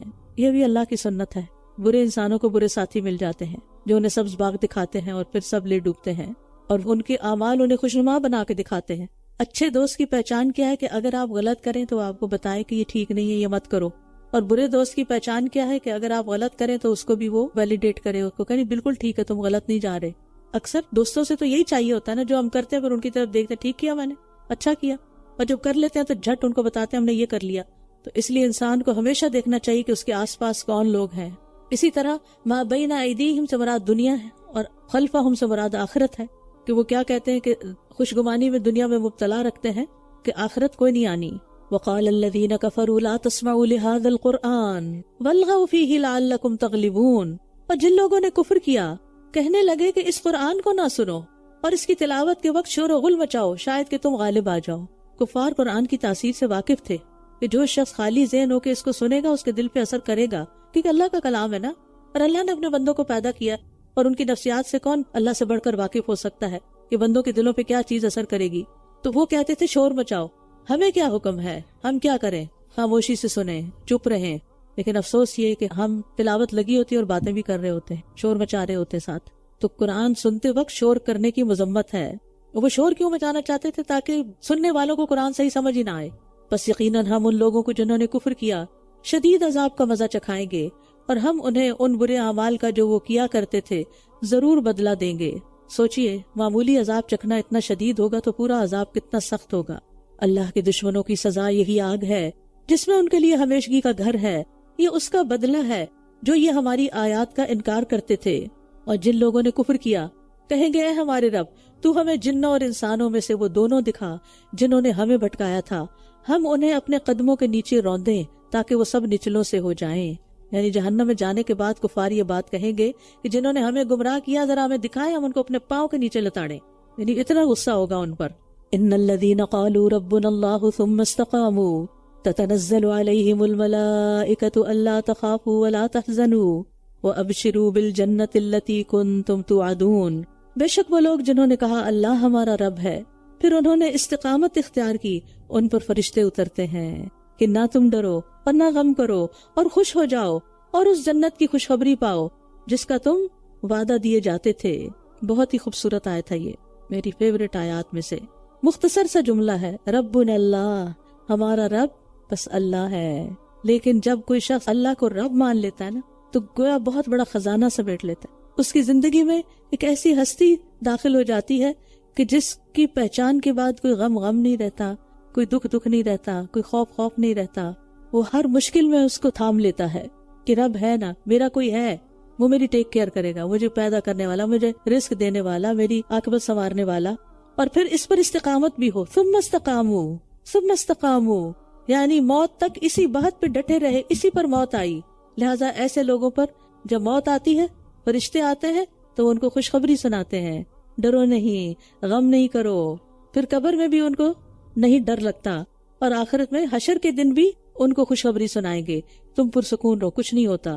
ایسے نا جیسے کوئی چھوٹا بچہ ہوتا ہے تو اس کو ڈاکٹر کے پاس جانے سے گھبراہٹ ہو رہی ہوتی ہے، تو والدین اس کو کیسے تسلی دیتے، کچھ نہیں ہوگا، کچھ نہیں ہوگا، فکر نہیں کرو، سب ٹھیک ہو جائے گا. تو ہر انسان کو ظاہر ہے کہ موت کا خوف، قبر کا خوف، حشر کا خوف یہ تو ہے نا. جتنے بھی اچھے عمل کر لیں یہ خوف تو ہے بھی اور ہونا بھی چاہیے، لیکن فرشتے ساتھ ساتھ تسلیاں دیتے جائیں گے. نہیں، ڈرنے کی ضرورت نہیں، خوشخبری پاؤ. دنیا میں بھی انسانوں کے ساتھ کئی طرح کے فرشتے مقرر ہیں، جس میں کرامن کاتبین ہیں، آفتوں سے حفاظت کرنے والے فرشتے ہیں، اور یہ فرشتے صرف ایمان والوں کے ساتھ خاص ہیں، اور ایمان لا کر استقامت اختیار کرنے والوں کے ساتھ ہوتے ہیں. ان کو حوصلہ دیتے ہیں، نیکیوں کی رغبت دلاتے ہیں، خیر کا الہام کرتے ہیں، اور آخرت میں تو ہوں گے ہی جو جنت کی خوشخبری لے کر آئیں گے. اسی لیے کچھ میتوں کے چہرے پہ باقاعدہ اسمائل دیکھی جاتی ہے جب وہ فوت ہوتے ہیں. خوشخبری سنتے ہی انسان کا اثر کہاں ہوتا ہے؟ چہرے پہ آتا ہے نا، ایک دم خوش ہو جاتا ہے. وہ کہتے ہیں نحن اولیاؤکم فی الحیات الدنیا وفی الآخرہ، دنیا کی زندگی میں بھی ہم تمہارے دوست ہیں اور آخرت میں بھی. نحن اولیاؤکم، ہم تمہارے دوست ہیں، فی الحیات الدنیا، دنیا کی زندگی میں، وفی الآخرہ، اور آخرت میں بھی. اور اس جنت میں تمہارے لیے وہ کچھ ہے جو تمہارے جی چاہیں گے، اور اس میں تمہارے لیے وہ کچھ ہے جو تم طلب کرو گے، جو بھی مانگتے جاؤ گے. دنیا میں وہ ہمارے لیے دعائیں کرتے ہیں، نیکی کا الہام کرتے ہیں، دشمنوں کے مقابلے میں مدد کرتے ہیں، اور آخرت میں جنت تک پہنچا کے دم لیں گے. اور تشتہی انفسکم، ذاتی خواہشات یعنی پرسنل ریکویسٹ. کسی دوسرے کے لیے بھی انسان کچھ طلب کرتا ہے. ما تدعون، اس کو یہ چاہیے. آپ جیسے ریسٹورینٹ میں بیٹھے ہوتے ہیں، کہتے ذرا ان کے لیے پانی لے آئیں. اور ایک ہوتا ہے اپنے لیے کچھ طلب کرنا. تو جو بھی طلب کریں گے اپنے لیے، کسی کے لیے، وہ سب ملتا جائے گا ان کو. اور یہ صرف جنت میں ہی ہو سکتا ہے. یہ بہت بخشنے والے، نہایت رحم کرنے والے کی طرف سے بطور مہمانی ہے. لیکن یہ خوشخبریاں اور یہ سب کچھ کس کے لیے؟ جو ربنا اللہ کہے اور پھر اس رب کی پہچان کو عام کرے. وَمَنْ أَحْسَنُ قَوْلًا مِّمَّنْ دَعَا إِلَى اللَّهِ وَعَمِلَ صَالِحًا. اور اس سے اچھی بات کس کی ہو سکتی ہے جو اللہ کی طرف بلائے اور خود نیک عمل کرے. اب دیکھیے اس کے بعد نماز کا، روزے، زکوٰۃ کا ذکر بھی آ سکتا تھا، لیکن یہاں پر کس کا ذکر کیا جا رہا ہے؟ سب سے اچھی بات وہ ہے جس میں انسان لوگوں کو اللہ سے جوڑے، اللہ کی طرف دعوت دے اور خود بھی نیک عمل کرے، اور کہے کہ بے شک میں فرما برداروں میں سے، میں مسلمان ہوں، میں تابع دار ہوں، میں فرما بردار ہوں، میں اطاعت گزار ہوں. تو سب سے بہترین لوگ کون ہیں اللہ کی نظر میں؟ جو مخلوق کو خالق سے جوڑیں، اور جو کہیں وہ کریں بھی. آدھا کام نہیں کہ ہاں یہ سب سے اچھا کام ہے لہٰذا لوگوں کو خوب نصیحتیں کرو اور خود کچھ نہ کرو. جو دوسروں کو بتائیں خود پہلے عمل کریں، کیونکہ جو لوگ دوسروں کو بتاتے ہیں اور خود عمل نہیں کرتے ان کی تو پکڑ بھی زیادہ ہے. وہ کہہ رہی سارے سال کے لیے بل بورڈ کے لیے اسپانسرشپ چاہیے تاکہ وقتاً فوقتاً لوگوں کو اللہ کی طرف بلاتے رہیں، قرآن کی آیات بل بورڈز پہ لگا کے. یہ ہم سب کا فریضہ ہے. کنتم خیر امت اخرجت للناس، تم بہترین امت ہو جو لوگوں کے لیے نکالی گئی ہو.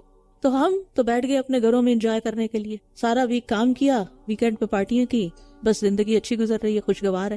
یہ تو زندگی نہیں، اس سے آگے بھی کچھ کرنا ہے. جہاں رہ رہے ہیں اس کا حق دینا ہے، ورنہ یہ اللہ کے بندے آپ کو پکڑیں گے. تو اگر ہم کچھ نہیں کر سکتے، کچھ نہیں ہم سے ہوتا کہ ہم جا کے کسی کو کوئی اچھی بات بتائیں، کیونکہ ہم بڑے مصروف لوگ ہیں، ہمارے بہت کام ہے، تو کم از کم جو مال ہے اسی میں سے کچھ حصہ ڈالیں تاکہ جو لوگ یہ کام کر رہے ہیں ان کو سپورٹ کریں، وہ آگے بڑھیں، وہ کچھ خیر پھیلائیں. وہ آتا ہے نا وَلْتَكُن مِّنكُمْ أُمَّةٌ يَدْعُونَ إِلَى الْخَيْرِ وَيَأْمُرُونَ بِالْمَعْرُوفِ وَيَنْهَوْنَ عَنِ الْمُنكَرِ وَأُولَٰئِكَ هُمُ الْمُفْلِحُونَ. اور لازم ہے کہ تم میں سے ایسے لوگ ہوں جو نیکی کی طرف دعوت دیں، لازم ہے کہ ایسے لوگ ہوں اور اچھے کام کا حکم دیں اور برائی سے منع کریں. یہی لوگ فلاح پانے والے ہیں. کامیاب ہونا چاہتے ہیں تو یہ کام کرنا ہوگا، خود کریں یا کسی کو مدد دیں. اور ایک بندے کی ہدایت کا کتنا بڑا اجر ہے، 100 سرخ قیمتی اونٹوں سے بھی زیادہ بڑی دولت ہے. وَلَا تَسْتَوِي الْحَسَنَةُ وَلَا السَّيِّئَةُ. اور نیکی اور بدی برابر نہیں ہو سکتی. بدی کو اس طریقے سے دور کیجیے جو بہترین ہو. تو اچانک وہ شخص کہ آپ کے اور اس کے درمیان عداوت ہے، ایسا ہوگا گویا کہ وہ نہایت گہرا دوست. دشمن بھی دوست بن جائیں گے اگر آپ صبر سے کام لیں اور دوسروں کی زیادتیوں کو معاف کر دیا کریں، برائی کا جواب اچھے طریقے سے دیں. کبھی بہت بڑی نیکی یہی ہوتی ہے کہ کسی سے اچھی بات اچھے لہجے میں کی جائے، کیونکہ بعض اوقات ہمارا لہجہ ہی بڑا اکھڑ ہوتا ہے اور ہم چڑھائی کر رہے ہوتے ہیں دوسرے پر، یا دوسرے کو ایسے نصیحتوں کے تیر پھینک رہے ہوتے ہیں کہ چپتا جائے اس کو. تو اچھی چیز اچھے برتن میں پیش کی جائے تو ہی اچھی لگتی ہے یا نہیں؟ لیکن ہم اکثر پلاسٹک کے ڈبوں میں ہی پیش کرتے ہیں، تو وہ ڈبہ دیکھتے ہی لگتا ہے جیسے کوئی بس ایسی چیز ہے. آپ کے گھر مہمان آتے ہیں تو آپ کیسے پیش کرتے ہیں؟ خاص برتنوں میں. تو اچھی بات کتنی بھی اچھی ہو، اس کو اچھے انداز میں اگر آپ نہیں پیش کریں گے تو اچھی نہیں رہے گی، وہ الٹی پڑے گی. اور کبھی خوش اخلاقی کے ساتھ معاملہ کرنا، کچھ نہیں کہہ رہے، صرف اچھا اخلاق برت رہے ہیں، مددگار ہیں، ہیلپ فل ہیں دوسروں کے لیے، تو پھر وہ بھی اس مشن کو آگے بڑھانے میں مددگار ہے۔ یعنی آپ کسی ایسی جگہ پر کام کرتے ہیں جہاں آپ کے آس پاس سب نان مسلمز ہیں، لیکن آپ کا رویہ ان کے ساتھ بہت اچھا ہے، آپ اپنا کام وقت پر کرتے ہیں، دوسروں کے لیے مددگار ہیں، تو صرف آپ کا یہ رویہ اور سلوک دوسروں کو اسلام سے متعارف کرا دے گا۔ آپ نے ایک لفظ نہیں بولا، یوسف علیہ السلام کو کیا کہا ان کی قید خانے کے ساتھیوں نے، انا نراک من المحسنین، کیا ہمارے حق میں بھی کوئی گواہی دے گا کہ انا نراک من المحسنین، کہ ہم آپ کو محسنین میں سے دیکھتے ہیں؟ ہم تو کہتے ہیں میں ہی کیوں، وما یلقاها الا الذین صبروا وما یلقاها الا ذو حظ عظیم۔ اور یہ چیز صرف ان کو دی جاتی ہے جنہوں نے صبر کیا، اور یہ چیز اسی کو دی جاتی ہے جو بڑے نصیبے والا ہو۔ یعنی برائی کا جواب اچھے طریقے سے دینے کی توفیق کسے ملتی ہے؟ جنہوں نے پہلے سے ہی صبر کی عادت اپنائی ہوئی ہوتی ہے، ورنہ تو تھوڑی سی آپ کی کوئی بات نہ مانے تو آپ الجھنے اور بحث کرنے لگ جاتے ہیں۔ اس سے پرہیز کرنا، ورنہ سارا کھیل بگڑ جائے گا اگر آپ نے بحث شروع کر دی۔ اور یہ خوبی کہ برائی کا جواب اچھے طریقے سے دیں صرف انہی لوگوں کو عطا کی جاتی جو بڑے نصیب والے ہیں، جنہوں نے بڑی بڑی کمائیاں کرنی ہیں۔ اور یہاں اس سے یہ بھی پتہ چل رہا ہے وہاں یلقاها، یہ خود نہیں انسان ڈال سکتا، یہ حوصلہ انسان کے اپنے بس کی بات نہیں، یہ اللہ کی طرف سے عطا ہوتا ہے، یہ اللہ دیتا ہے۔ لہٰذا اللہ سے کام کرنے کی توفیق بھی مانگیے اور اس کو احسن طریقے سے کرنے کی بھی۔ اور اگر شیطان کی طرف سے آپ کو کوئی وسوسہ آئے تو اللہ کی پناہ مانگ لیجئے، بے شک وہ خوب سننے والا، خوب جاننے والا ہے۔ یعنی شیطان کو برا بھلا کہنے کی بجائے کیا کرے؟ برے لفظ انسان زبان سے نکالتا ہے نا، اپنی زبان گندی ہوتی ہے نا، تو شیطان کو گالیاں دینے کی بجائے کیا کرے؟ اعوذ باللہ۔ آپ جب حج پہ جاتے ہیں، کنگریاں مارتے ہیں، تو یہ تھوڑی کہتے ہیں شیطان تیرا ناس ہو، تیرا برا ہو، اور کچھ لوگ تو واقعی یہ کر رہے ہوتے ہیں اور جوتے مار رہے ہوتے ہیں اور بوتلیں پھینک رہے ہوتے ہیں اور پولوشن پھیلا رہے ہوتے ہیں، تو اس سے شیطان اور ہنس رہا ہوتا ہے کہ یہاں آ کر بھی انہوں نے اپنی بری عادتیں نہیں چھوڑی، اپنا غیظ و غضب اور غصہ۔ تو ہمیں کیا سکھائے گا؟ بسم اللہ اللہ اکبر، اس وقت بھی اللہ کا نام بلند کرنا ہے۔ رسول اللہ صلی اللہ علیہ وسلم نے فرمایا تم شیطان کو برا بھلا مت کہو اور اس کے شر سے اللہ کی پناہ طلب کرو، یہ کرنے کا کام۔ اور رات اور دن اور سورج اور چاند اس کی نشانیوں میں سے ہے، تم سورج اور چاند کو سجدہ نہ کرو بلکہ اللہ ہی کو سجدہ کرو جس نے انہیں پیدا کیا ہے، اگر تم واقعی اسی کی عبادت کرتے ہو۔ مخلوق کو سجدہ کرنا حرام ہے، پھر بھی اگر یہ تکبر کریں تو وہ فرشتے جو آپ کے رب کے نزدیک ہیں وہ رات اور دن اس کی تسبیح کرتے ہیں اور وہ اکتاتے بھی نہیں ہیں۔ اور اس کی نشانیوں میں سے یہ بھی ہے کہ آپ زمین کو دبی ہوئی دیکھتے ہیں، پھر جب ہم اس پر پانی اتارتے ہیں تو وہ تر و تازہ ہو جاتی ہے اور ابھر آتی ہے۔ بے شک وہ جس نے اسے زندہ کیا مردوں کو ضرور زندہ کرنے والا ہے، بے شک وہ ہر چیز پر خوب قدرت رکھنے والا ہے۔ بے شک جو لوگ ہماری آیات میں کجی کرتے ہیں وہ ہم سے چھپ نہیں سکتے، یعنی آیات کو غلط معنی پہناتے ہیں اور ان کا سیدھا سادہ مطلب لینے کی بجائے غیر متعلق باتیں اس سے کرتے ہیں، وہ ہم سے چھپ نہیں سکتے۔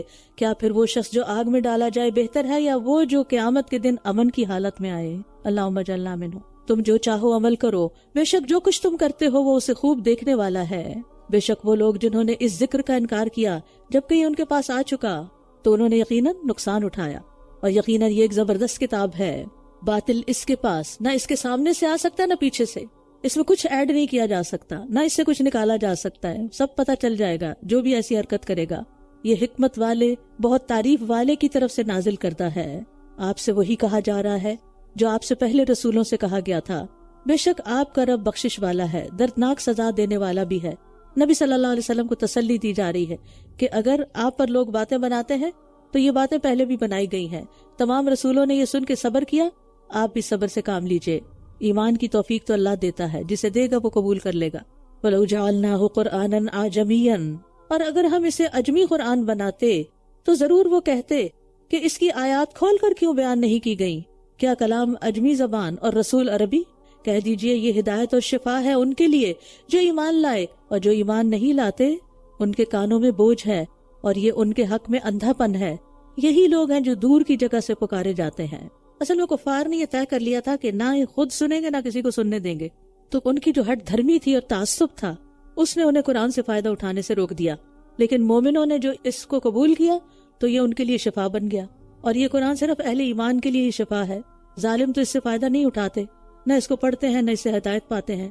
اور یاد رکھیے قرآن ہر بیماری کے لیے شفا ہے، چاہے جسمانی ہو یا ذہنی ہو یا پھر روحانی ہو، لیکن بیماری میں پرہیز بھی ہوتا ہے، یعنی غلط کام چھوڑنے بھی ہوتے ہیں۔ وَلَقَدْ آتَيْنَا مُوسَى الْكِتَابَ، اور یقیناً ہم نے موسیٰ کو کتاب دی تو اس میں اختلاف کیا گیا، اور اگر وہ بات نہ ہوتی جو آپ کے رب کی طرف سے پہلے طے ہو چکی تو ان کے درمیان ضرور فیصلہ کر دیا جاتا، اور بے شک یہ اس کی طرف سے یقیناً بے چین کرنے والے شک میں ہیں۔ نبی صلی اللہ علیہ وسلم کو تسلی دی جا رہی ہے کہ اس سے پہلے تورات نازل کی گئی، لیکن لوگوں نے اس میں اختلاف کیا، اور اگر آج یہ لوگ مخالفت کر رہے ہیں تو آپ پریشان نہ ہوں۔ من عمل صالحا فلنفسہ ومن اساء فعلیہا وما ربک بظلام للعبید، جس نے نیک عمل کیا تو وہ اس کے اپنے ہی لیے ہے، اور جس نے برائی کی تو اس کا وبال اسی پر ہوگا، اور آپ کا رب بندوں پر کچھ بھی ظلم کرنے والا نہیں۔ یہاں نبی صلی اللہ علیہ وسلم اور اہل ایمان کو تسلی دی جا رہی ہے کہ اگر یہ لوگ ایمان نہیں لاتے تو اس کا وبال آپ پہ نہیں پڑے گا، جو نیک عمل کرے گا اس کا فائدہ اسی کو ملے گا، کرنے والے کو ہی، اور جو برا کرے گا اس کا وبال اسی پہ پڑے گا۔ اللہ کسی پہ ظلم نہیں کرتا کہ بدی کوئی کرے اور سزا کسی اور کو دے دی جائے۔ اللہ سبحانہ وتعالی ہمیں صحیح معنوں میں قرآن کو سمجھنے اور اس کو آگے پہنچانے اور پھیلانے کی توفیق عطا فرمائے۔ وآخر دعوانا ان الحمد للہ رب العالمین۔